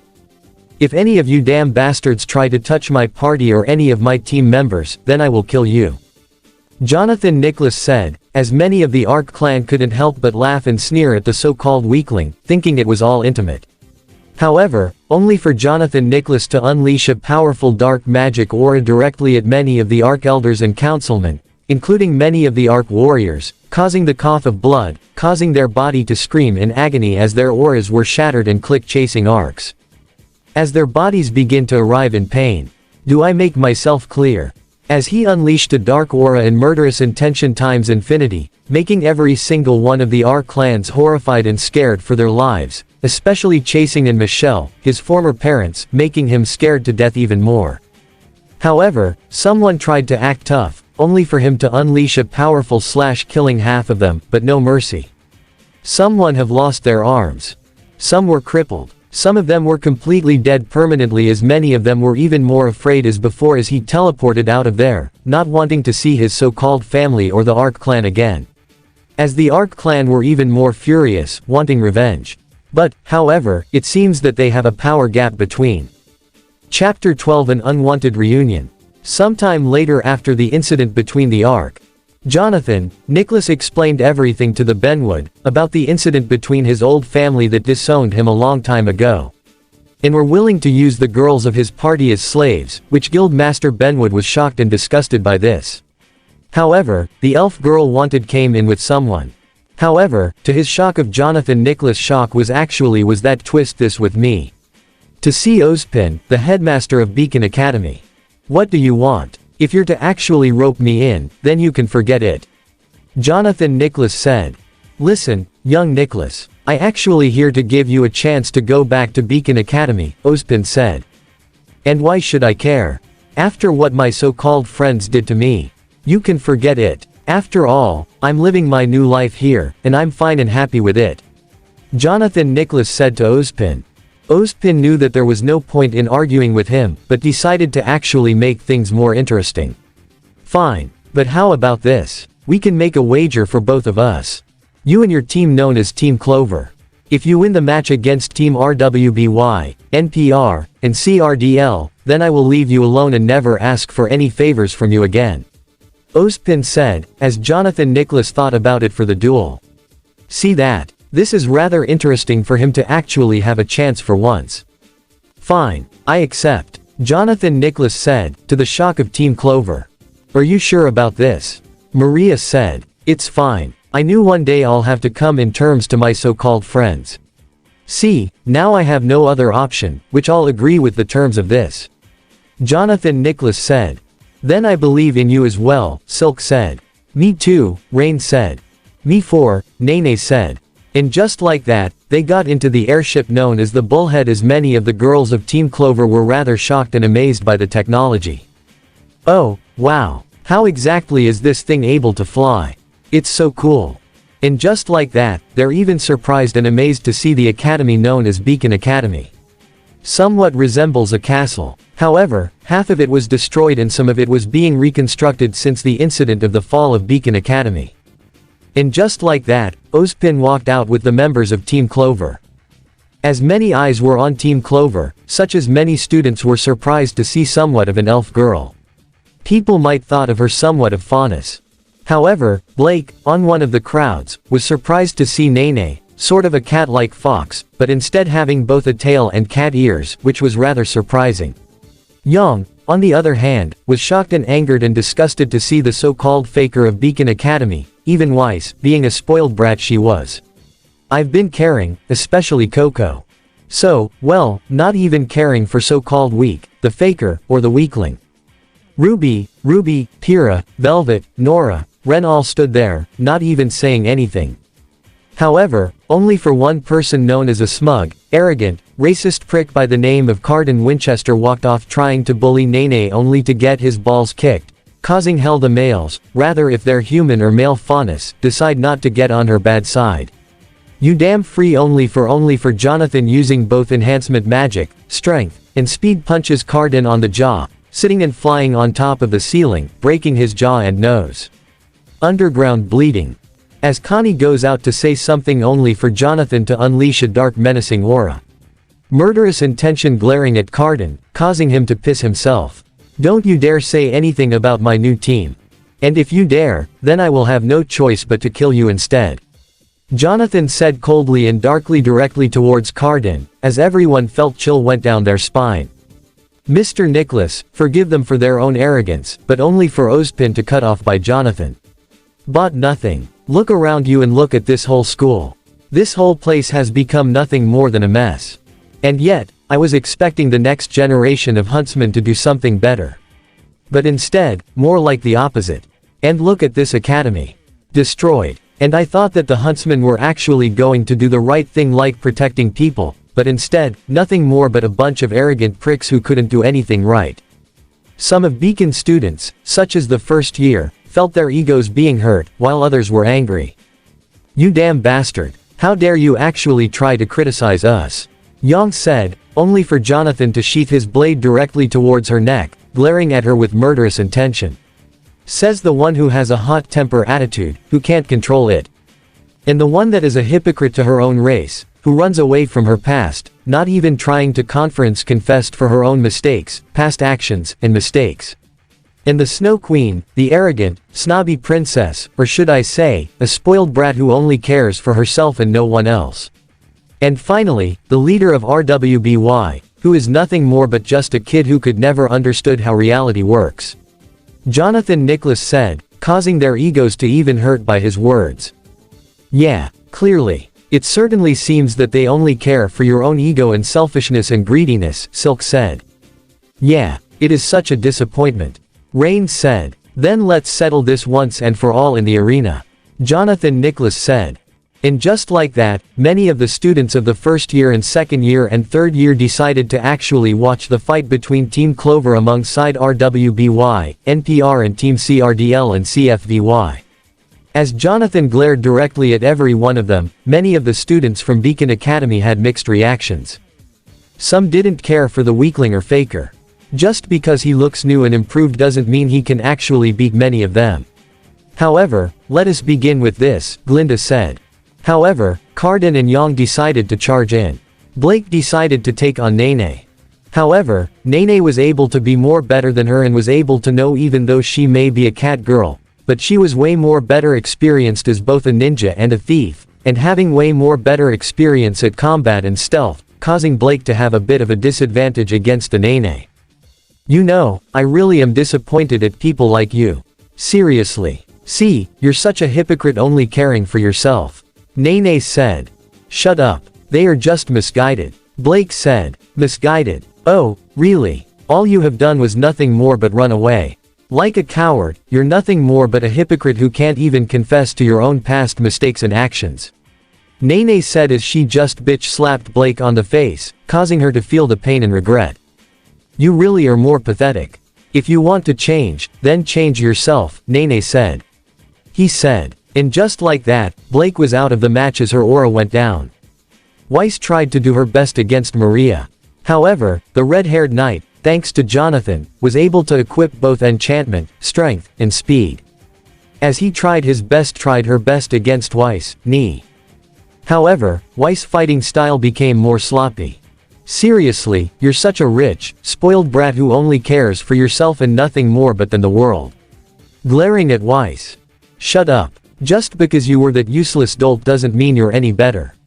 Weiss said arrogantly only to receive powerful slashes breaking through Weiss's aura, causing slash marks and blood to drip, and got a gut punch by Maria as she was sent flying on the ground trying to use her rapier sword just to stop herself from almost losing the match. At least he's able to help us out. He was way more of a strategy master, and all you are is nothing useful than a spoiled brat who only cares what she wants. Maria said. Just shut up already. Weiss said angrily, however only to receive many powerful slashes.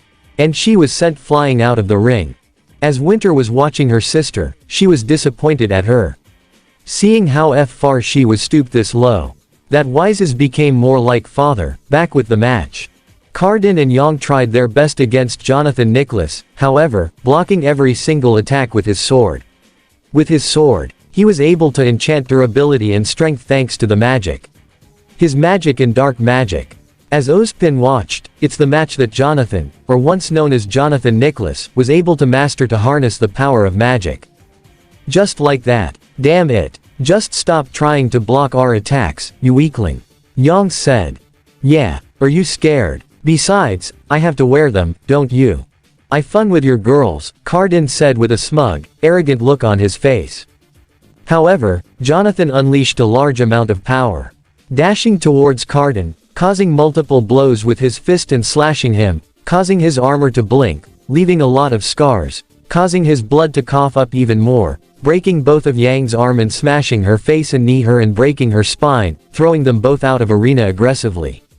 As for the rest of Team CRDL, Russell, Sky, and Dove charged directly at Jonathan Nicholas. However, only for them to be brutally beaten down, causing them both the three members of CRDL to be brutally beaten up, causing some of her arms, legs to be crippled in a brutal way. Coco transformed her suitcase into a machine gun. Machine gun. Trying to actually take down Rain. However, she used powerful magic spells, shooting her sunglasses, which pissed off Coco. Now you've done it, Coco said only to receive multiple ice spikes destroying the machine gun. However, only for Rain to use a gravity magic, sending her flying against the wall of the arena. Causing her to cough up blood and knock out cold. Yatsuhasi and Fox tried their best against Silk. However, she was able to use arrows such as Fire Arrow and Ice Arrow, defeating both members of CFVY. Velvet tried her best against Nene. Jonathan Nicholas is mine. I love him, Velvet said, however only to receive a round cow roundhouse kick to the face by none other than Jonathan Nicholas glaring at her, calling her to freeze up in fear. All the times I tried to help you when you were bullied by Cardin and the rest of the racists. This is I'm thinking Academy. This is what I get in return is for you to hate me even more. Jonathan Nicholas said angrily, grabbing Velvet bunny ears to go down. Only for Jonathan Nicholas to grab Velvet by the rabbit ears harshly and threw her aggressively out of the arena and into the wall to make her cough up blood as Jonathan Nicholas heard a scream as it was none other than Nora Valkyrie. However, he was able to use the sword and enchanted magic to it, slicing the hammer in half to Nora's shock. My hammer. Nora said in shock and tears coming out from her eyes. You have abandoned me. All of you had abandoned me from the very beginning just because I was weak. But now I'm different. I'm no longer a fearless leader.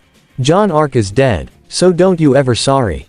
Consider me your friend ever again because Team Clover is my new friends and family.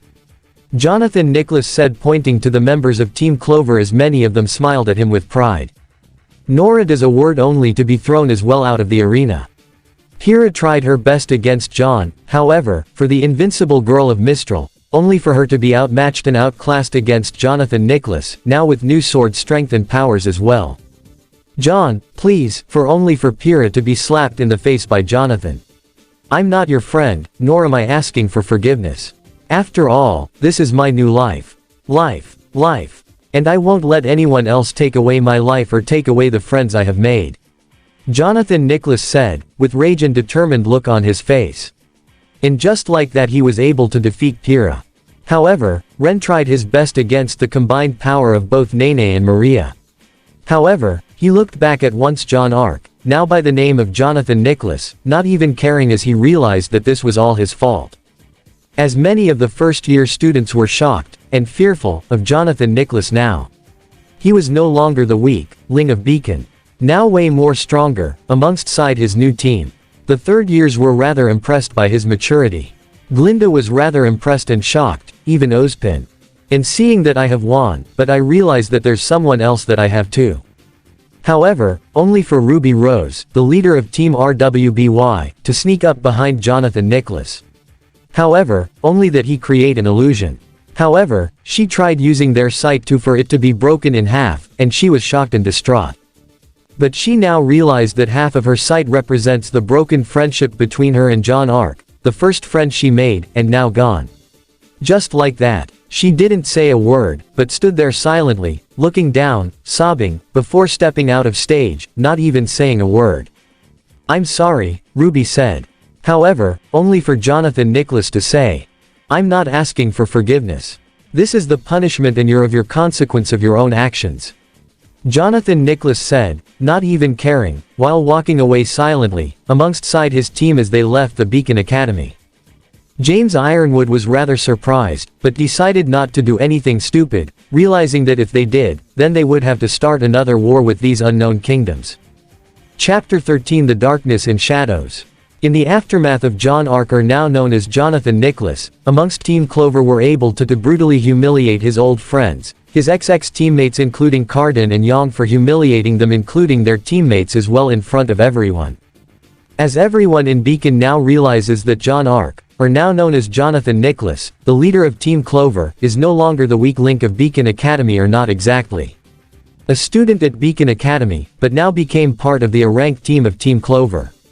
However, meanwhile somewhere else in a remnant in the darkest corners of an unknown location.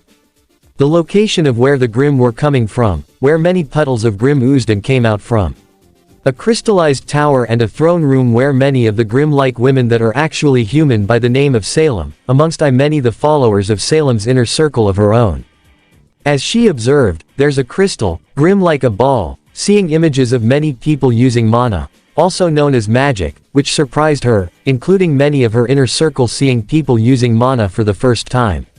That was what shocked them even more. One person using a magic mana user had the ability to actually turn a Grima back to a normal animal. How in the hell is that even possible? Dr. Watts said, the smartest of the group. My goddess, should we actually exterminate many of these annoying pests? Tyrion said maniacally. No. You have only fought against huntsmen, but these people with mana, or also known as magic, are on a whole other level. As I could tell, these people aren't actually part of any Huntsman Academy, it certainly seems that they're known as adventurers. Meaning that hey, Salem said. So it seems that they have way more better free will compared to the people that are students of the Academy for Huntsmen and Huntresses, Hazel said. However, one individual that is actually a blonde person, a former student of Beacon Academy, by the name of John Arc, or now goes by the name Jonathan Nicholas of the T of a team known as Team Clover. Salem said, showing the blonde hair. However, we were older and mature as Cinder, and her team's eyes widened, surprised to see the blonde-haired kid. And I presume that Cinder and your team have also encountered the blonde-haired kid. Am I correct? Salem said. Yes, we have. He was expelled from that day. However, we didn't know where he went off to, and were rather disappointed in many of the huntsmen huntresses for doing a horrible job in Beacon Academy, fighting against each other instead of actually protecting the people, Cinder said. It is such a shame that Ozpin doesn't even care as much for the safety of the people as for their arrogance. Salem said. So what is the plan, mistress? Do we assassinate the young boy? Tyrion said. No, we don't. We observe him. He does have somewhat of a potential and might actually. But I could sense both light and dark magic from within him. Salem said, surprising the group even more. Is that even possible? Hazel said yes. That is possible. But for right now, we observe. Meanwhile at the Ark clan, many of the Arks including many of the elders were angry. No. Way beyond piss off. At the so-called weakest of the Ark clan came back stronger than ever, humiliating them. Jack and Juniper were also angry for someone like their so-called adopted son. Begin became 10 times stronger, humiliating many of the strongest Arks in the Ark clan. However, Mason, leader of the Ark clans, was even more pissed off. If you ever saw John Ark again or Jonathan Nicholas, he's willing to do whatever it took to end his life, even if it means to actually gain power or even make a deal with the devil to gain more power. I swear to God I will get my revenge on you, John Ark or Nicholas. Mason said angrily. And just like that, dark aura began to occur, causing many of the Ark clan's hearts that were corrupted, tainted with negative energy, causing their bodies to mutate, transforming into unrecognizable monsters. While some that believed in John saw this as well, witnessing the horror. Even back in Beacon Academy many of John are now Jonathan X friends. However, the ones that were humiliated such as Carden, Young, Weiss, Blake, Coco, all begin getting angry. That damn weakling. Now make sure that I will get my revenge on him, Carden said, sneering. Yeah, that faker thinks he's better than the rest of us just because he got a new appearance. Young said. How dare his teammates humiliate me? I'm the best unlike any of them. Weiss said. How dare that cat girl thing call me a hypocrite? I'll make sure that she'll understand that the White Fang are doing what is right. They're not misguided. She's misguided. Blake said as the dark aura that engulfs, the four of them begin to have an effect on them, causing their bodies to transform and mutate into monstrous forms of themselves. That's one student recording all of this and reports to Ozpin about it.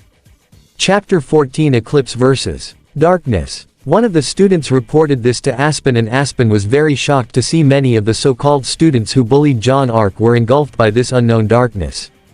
What in the world is going on? This is not good at all. Ozpin said. And across the world many of the Ark clans who became no longer human but now demonic-like creatures started terrorizing the whole world itself, spreading fear and chaos within many people. Mason becoming a more like a figure now, spreading chaos. That is right, my children of darkness. Continue spread chaos and destruction. Spread fear and darkness, the whole world itself until nothing but ashes remain. Demonic Dark Mason said, as many of the dark demonic, Ark clans roared and cheered. As many adventurers also got the alert as well. Many using magic, including some having S ranks, were able to take down many of the demonic Ark clan. These damn weaklings dare mess with us. We are the ones that are superior. We will not allow that these so-called wannabes, you fake huntsmen, dare try to mess with us, the superior Ark clan of all of Remnant itself. Demonic Mason said, as many have continued. Meanwhile Wit. Jonathan Nicholas and his party members also were able to get the notification alert. However, he was able to gain a new and improved sword. A sword of both light and darkness known as the Eclipse blade. Now able to harness both light and dark magic and master it. Alright, so those bastards dare want to play dirty. Then fine by me. Because it's time I had to give it my all. Jonathan Nicholas said. Alright, let's do this. All of the girls of Team Clover said. Some cities and villagers were attacked. Even the White Fang were also killed as well. As Adam Taurus, the leader of the White Fang, saw who was attacking them, and he was shocked and disgusted to see Blake. However, it was no longer Blake.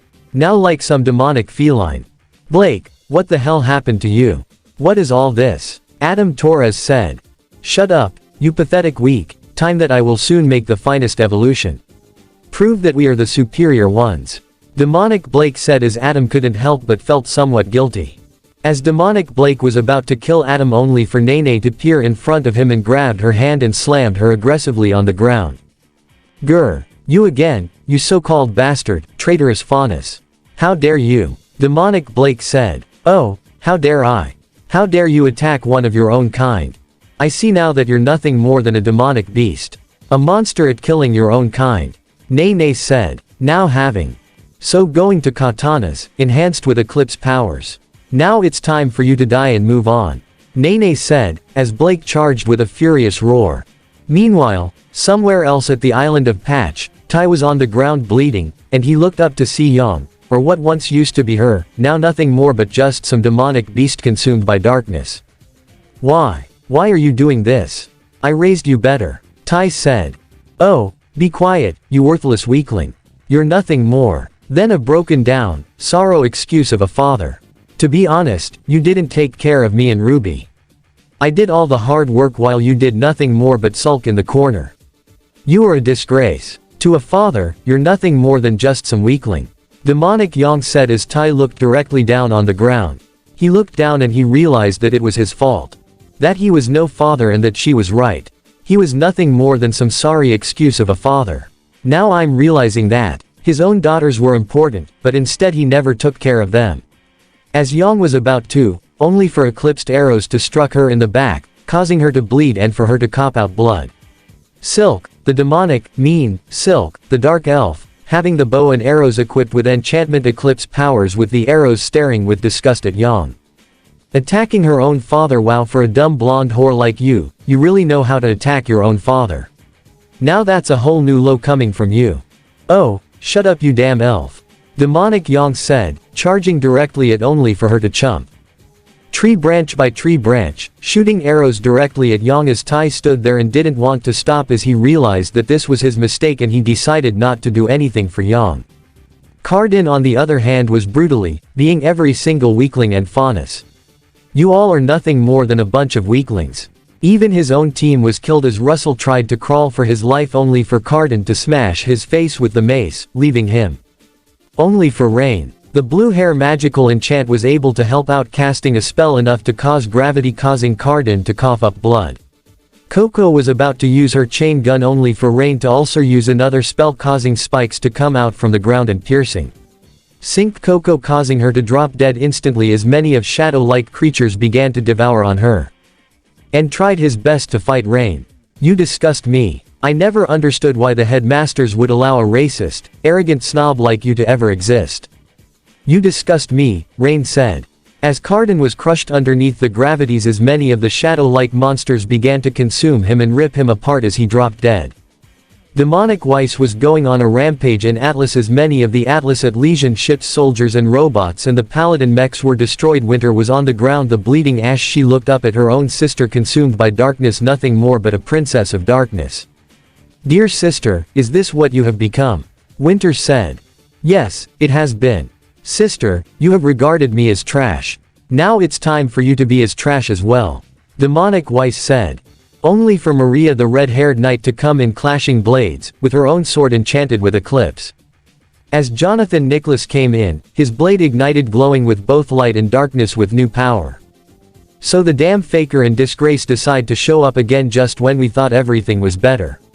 The world would better be off without any fakers or faunus to prove how superior Atlas is. Demonic Weiss said. I'll be quiet with your damn bragging, you're so annoying, Jonathan Nicholas said. How dare you? Only for Weiss to be pierced in the chest by John of the Nicholas Eclipse blade. Only for the blade. Flash out a beam of both dark and light energy. Killing Demonic Weiss, she for good as Winter stood there. She was disappointed on how easily fallen wife has become her own sister. Jonathan Nicholas was able to use a teleportation magic teleporting him and Maria to where the Ark clan was at. As Mason could sense the disgrace also known as alongside his so-called adopted family, Mason was about to kill Jonathan Nicholas, former member of the Ark clan, only for him to be sliced in half and obliterated, and also killing off many of the other Ark clans. Also creating an enchantment causing light as many of the P.R. Clang members who were underneath the dark corruption magic returned back to normal and were confused in what exactly was happening. With Nene was able to kill off Blake and Adam decided to quit the White Fang and joined an adventurer to redeem himself, dismembering the violent way of the faunus. With many of the other faunus part of the White Fang also joined many different adventurer groups, which many of the people that are part of the kingdoms that are part of ventures gave them a second chance. Rain the Dark Elf was able to take down Demonic Yang as Tai stood there looking down at the remains of his own daughter, the so-called dragon, the Rose family, only for her to become nothing more but just some berserker out of control person. And he was right, he was nothing more than a failure of a fodder as Silk comfort him. Ozpin couldn't help but look down, seeing many of the people consumed by darkness, for their hearts easily to be corrupted so quickly. That this was the consequences of their own actions. But he was happy that Jonathan Nicholas, alongside the rest of Team Clover, are able to stop this madness. Chapter 15. Aftermath. The dust settled over a scarred and shaken remnant. The rampage of the corrupted huntsman and the Ark clan had left an indelible mark, not just on the landscape but on the collective psyche of the people. The very institutions meant to protect them had spawned the monsters that terrorized them.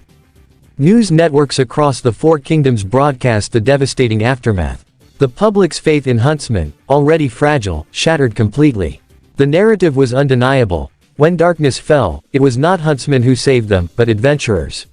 Civilians told harrowing tales of mages creating barriers, healers mending wounds, and warriors standing firm where huntsmen had fallen or, worse, become the threat itself.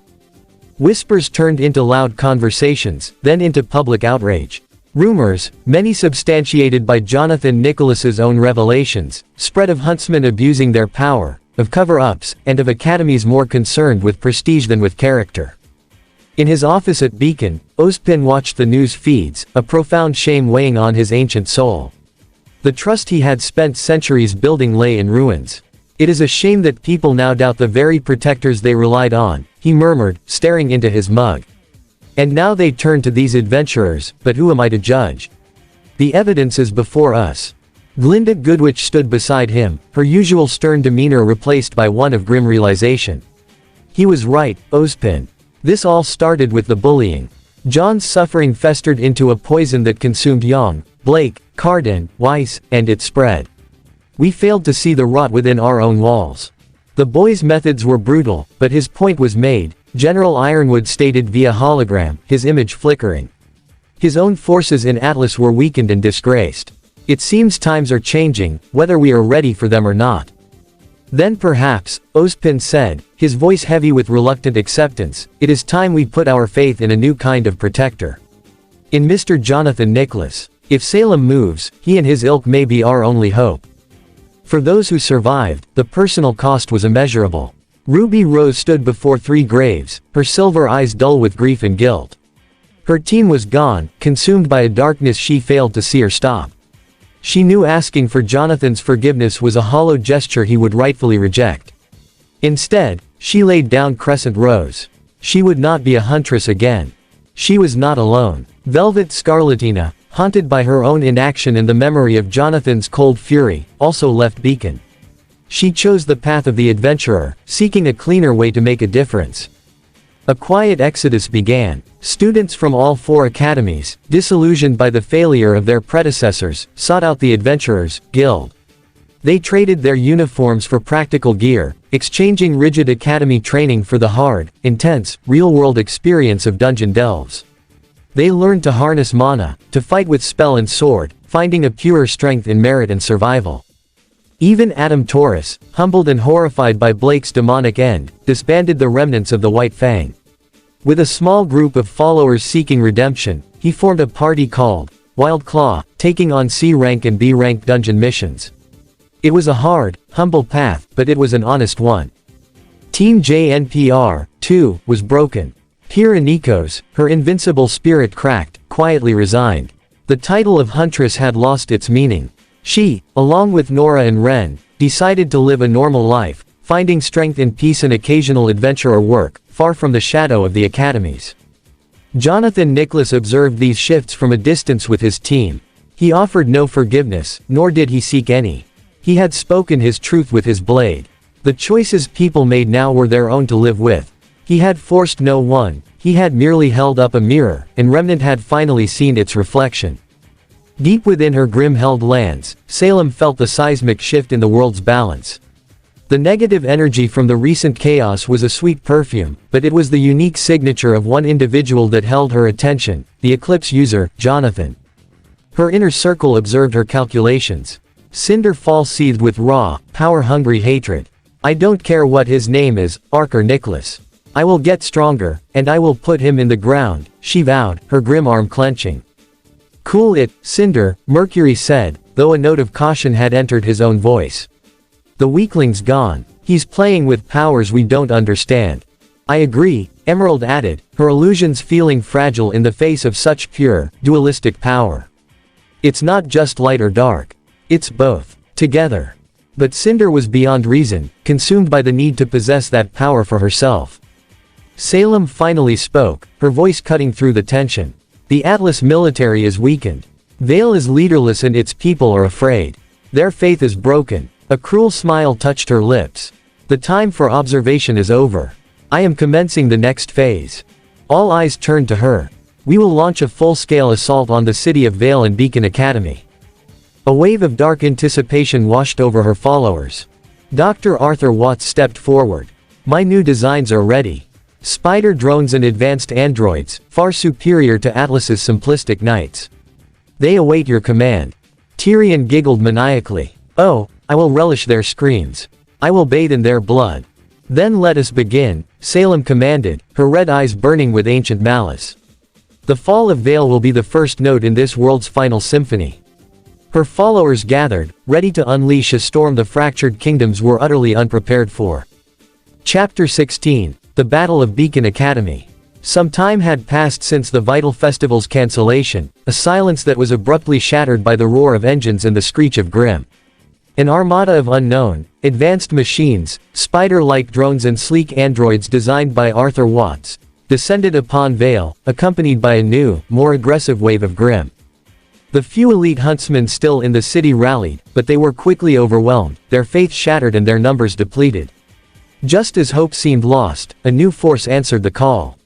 Flares of magic, elemental fury, and enchanted steel lit up the battlefield as adventurers from every rank poured into the fray. B-rank parties formed defensive perimeters around civilians. A-rank mages called down thunderstorms and walls of ice to halt the mechanical advance. In the S-ranks, they were a force of nature. An S-rank assassin, moving with lethal grace, found his prey, Tyrion Kalos. So, you must be the insane scorpion, the assassin stated, his voice calm. Ooh, I'm going to enjoy killing you. I'll watch you bleed, Tyrion cackled, lunging forward. Their duel was a blur. The assassin expertly dodged the wild strikes, and with a precise, calculated move, he severed Tyrion's stinger-tipped tail.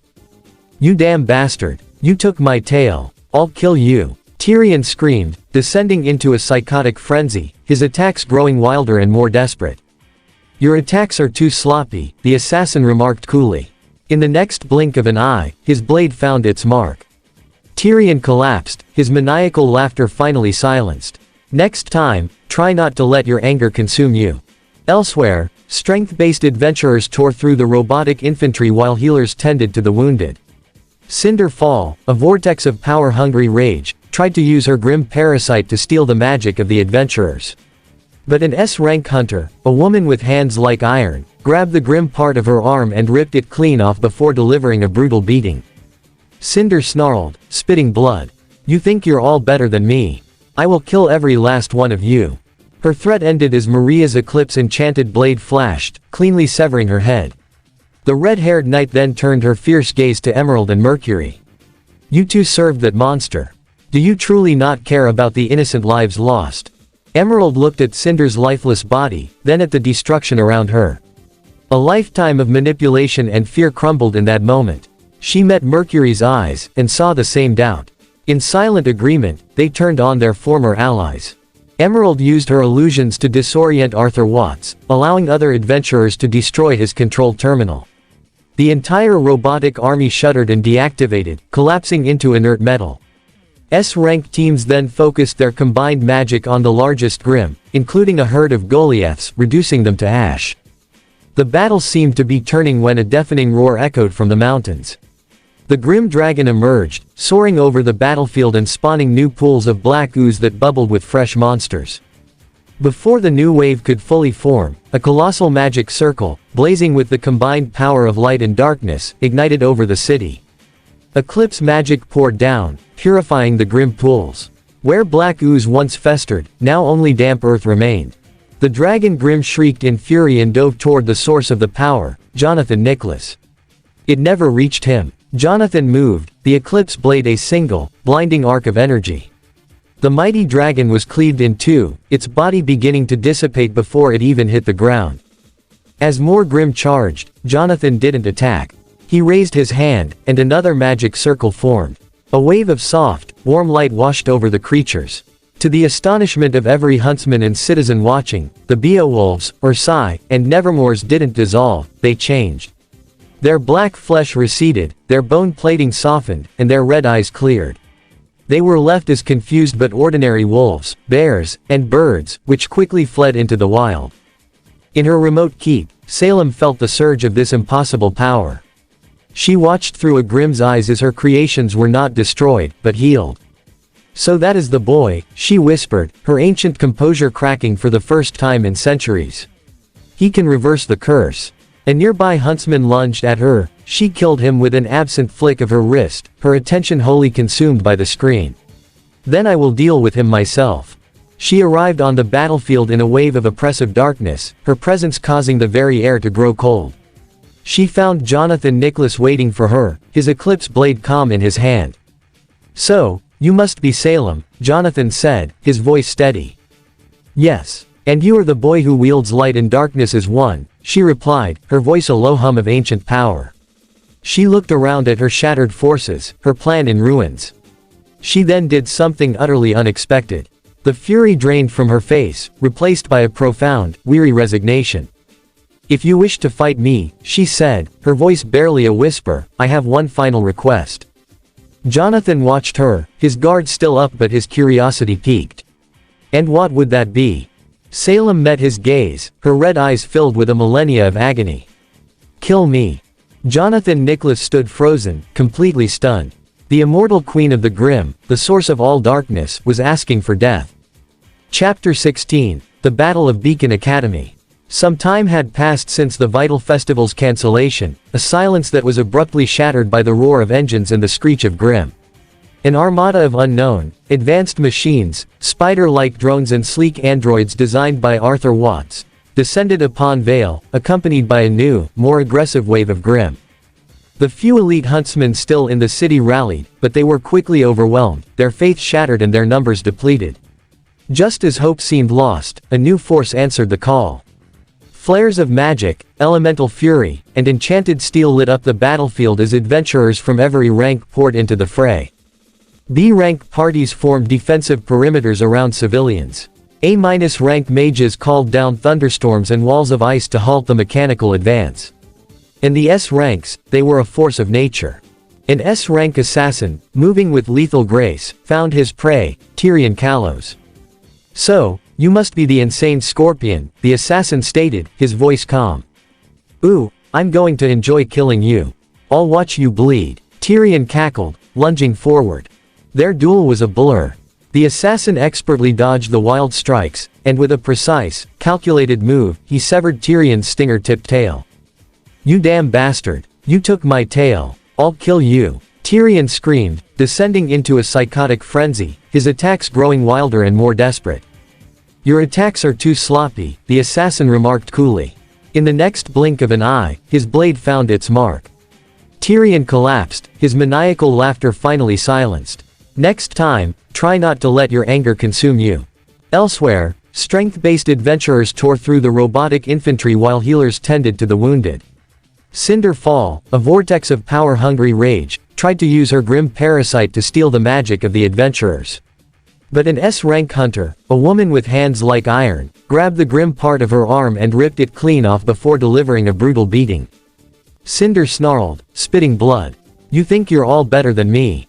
I will kill every last one of you." Her threat ended as Maria's Eclipse enchanted blade flashed, cleanly severing her head. The red-haired knight then turned her fierce gaze to Emerald and Mercury. "You two served that monster. Do you truly not care about the innocent lives lost?" Emerald looked at Cinder's lifeless body, then at the destruction around her. A lifetime of manipulation and fear crumbled in that moment. She met Mercury's eyes, and saw the same doubt.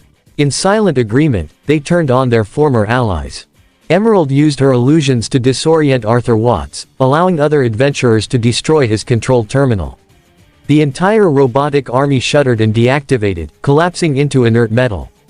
S-rank teams then focused their combined magic on the largest Grimm, including a herd of Goliaths, reducing them to ash. The battle seemed to be turning when a deafening roar echoed from the mountains.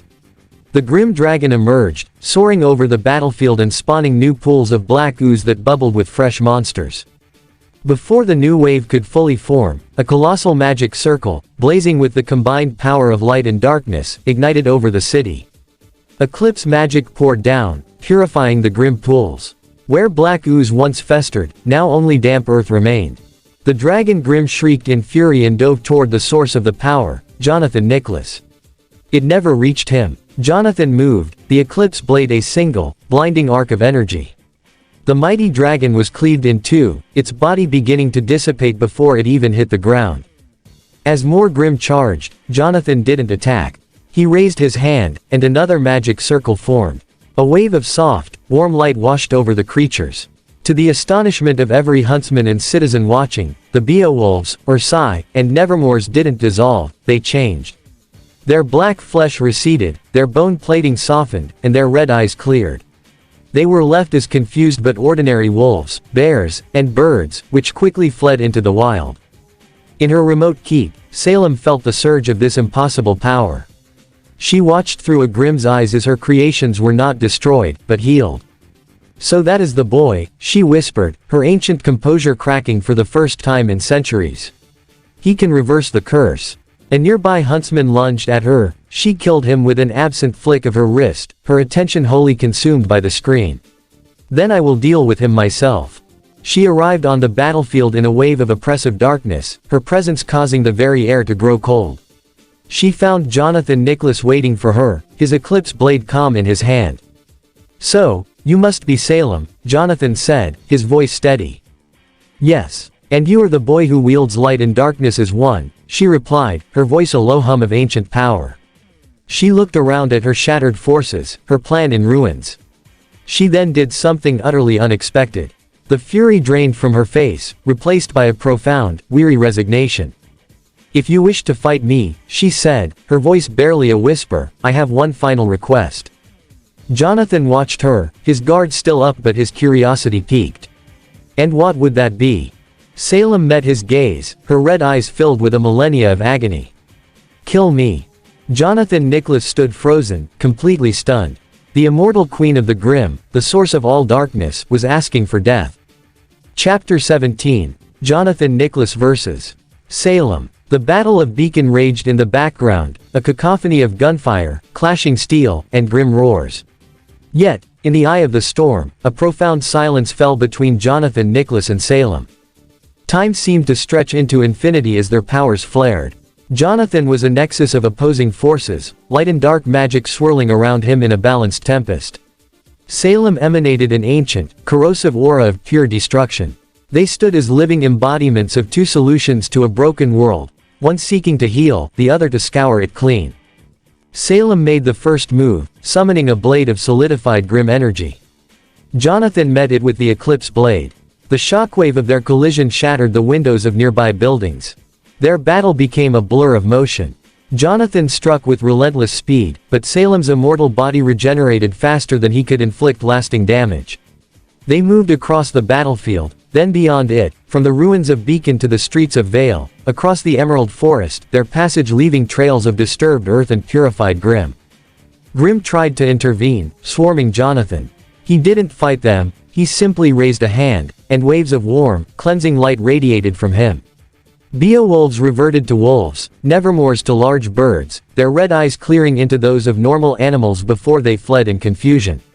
Each transformation caused a piece of Salem's grim form to flicker and fade, a drop of black blood to fall from a wound that refused to heal. Their fight escalated, carrying them across remnant in streaks of black, white, and crimson red. From the deserts of Vacuo to the cliffs of Mistral, to the frozen tundra of Atlas, their clashing energies lit up the skies, a duel of gods witnessed by a terrified world. From his office, Ozpin could feel their immense power clashing. So this is the full extent of Jonathan's power, he whispered, awestruck and humbled. This ends now. Jonathan's voice cut through the chaos as they landed back in the courtyard of Beacon Academy. This is my final blow. He pushed past his limits, the Eclipse blade glowing with a light so intense it threatened to blind and a darkness so deep it promised oblivion. Salem, sensing the end, gathered every ounce of her millennia of power into a single, massive sphere of destructive magic. She unleashed it. Jonathan charged forward, not to block, but to cut. The Eclipse blade met the sphere and sheared straight through it. The energy destabilized and exploded, but Jonathan was already through, his blade finding its mark. He didn't just cut her body, he cut through the very curse that bound her. Salem screamed, not in pain, but in release. As the dark energy holding her together began to unravel, a genuine smile touched her lips for the first time in eons. Tears of relief streamed down her face as her body began to wither, the grim flesh dissolving into dust. "Thank you," she breathed, her voice a whisper on the wind. "Thank you for releasing me." A final, colossal shockwave of pure magic erupted from her form, washing over all of Remnant. Where it passed, the remaining Grimm ceased to be. Their monstrous forms deteriorated, reverting to the normal animals, insects, and birds they once were. The seas cleared of monstrous leviathans, now teeming with natural life. The battle stopped. Silence descended. Then, a cheer erupted, first from the adventurers, then from the surviving huntsmen, and finally from the civilians watching in disbelief. The war was over. Ozpin watched the broadcast, a tear rolling down his cheek. It was a mixture of profound joy and deepest sorrow. The endless war was finally, truly over. Epilogue. A new age. In the aftermath, a new golden age dawned on Remnant. The name Team Clover became legend, synonymous with the salvation of Beacon and the end of the Grimm. With the primary threat gone, the role of huntsman faded into history. Academies retooled, becoming training grounds for a new generation of adventurers who sought to explore the world's dungeons and protect people from mundane, yet still dangerous, creatures. Ozpin, retired from headmastership, dedicated himself to studying the dungeons and guiding this new era of magic users. Ruby Rose found peace in a simple life, creating a thriving farm on Patch. She found solace in nurturing life rather than fighting. Taiyang, burdened by guilt, lived a quiet life of reflection. Kiro Bronwyn, sobered by the loss of his niece, abandoned fighting and found a humble job as a bartender, finally seeking stability. Raven Bronwyn, upon hearing of Yang's fate and Salem's defeat, was forced to confront her failures. Disbanding her bandit tribe, she formed a respectable adventurer party, the Blood Ravens, trying to atone for a lifetime of running away. Gira and Callie Belladonna mourned their daughter, devastated by the monster Blake had become. In their grief, they saw Nene, a faunus who never hid who she was and fought for what was right, as the embodiment of the future Blake could have had, and they admired her greatly. In Jonathan Nicholas, he found his peace. Married to the women who had stood by him, he built a family and a future. With Maria, he had a son, Marcus, who inherited his mother's fiery red hair and his father's determined spirit. With Silk, he had a daughter, Sylvia, who possessed her mother, elven features and a head of stunning silver hair. With Rain, he had a son, Rex, with dark hair and thoughtful, aquamarine eyes. With Nene, he had a son, Nick, a happy boy with a playful cat's tail and ears that twitched with excitement. Jonathan taught his children to be strong, to be kind, and to always protect their world. And to ensure that world remained safe, he did one final thing. He found the relics of knowledge, creation, choice, and destruction. Instead of using them, he channeled the full power of the Eclipse blade and shattered them into harmless dust. The arrogant gods of light and darkness would never be summoned to judge Remnant again. This world's fate was now its own. His journey was over. But as he watched the sunrise with his family around him, he knew it was just the beginning of theirs. The end. And this is the end of the first movie of this What If movie. I hope you guys like it. Do not forget to leave a comment down below and subscribe to the channel.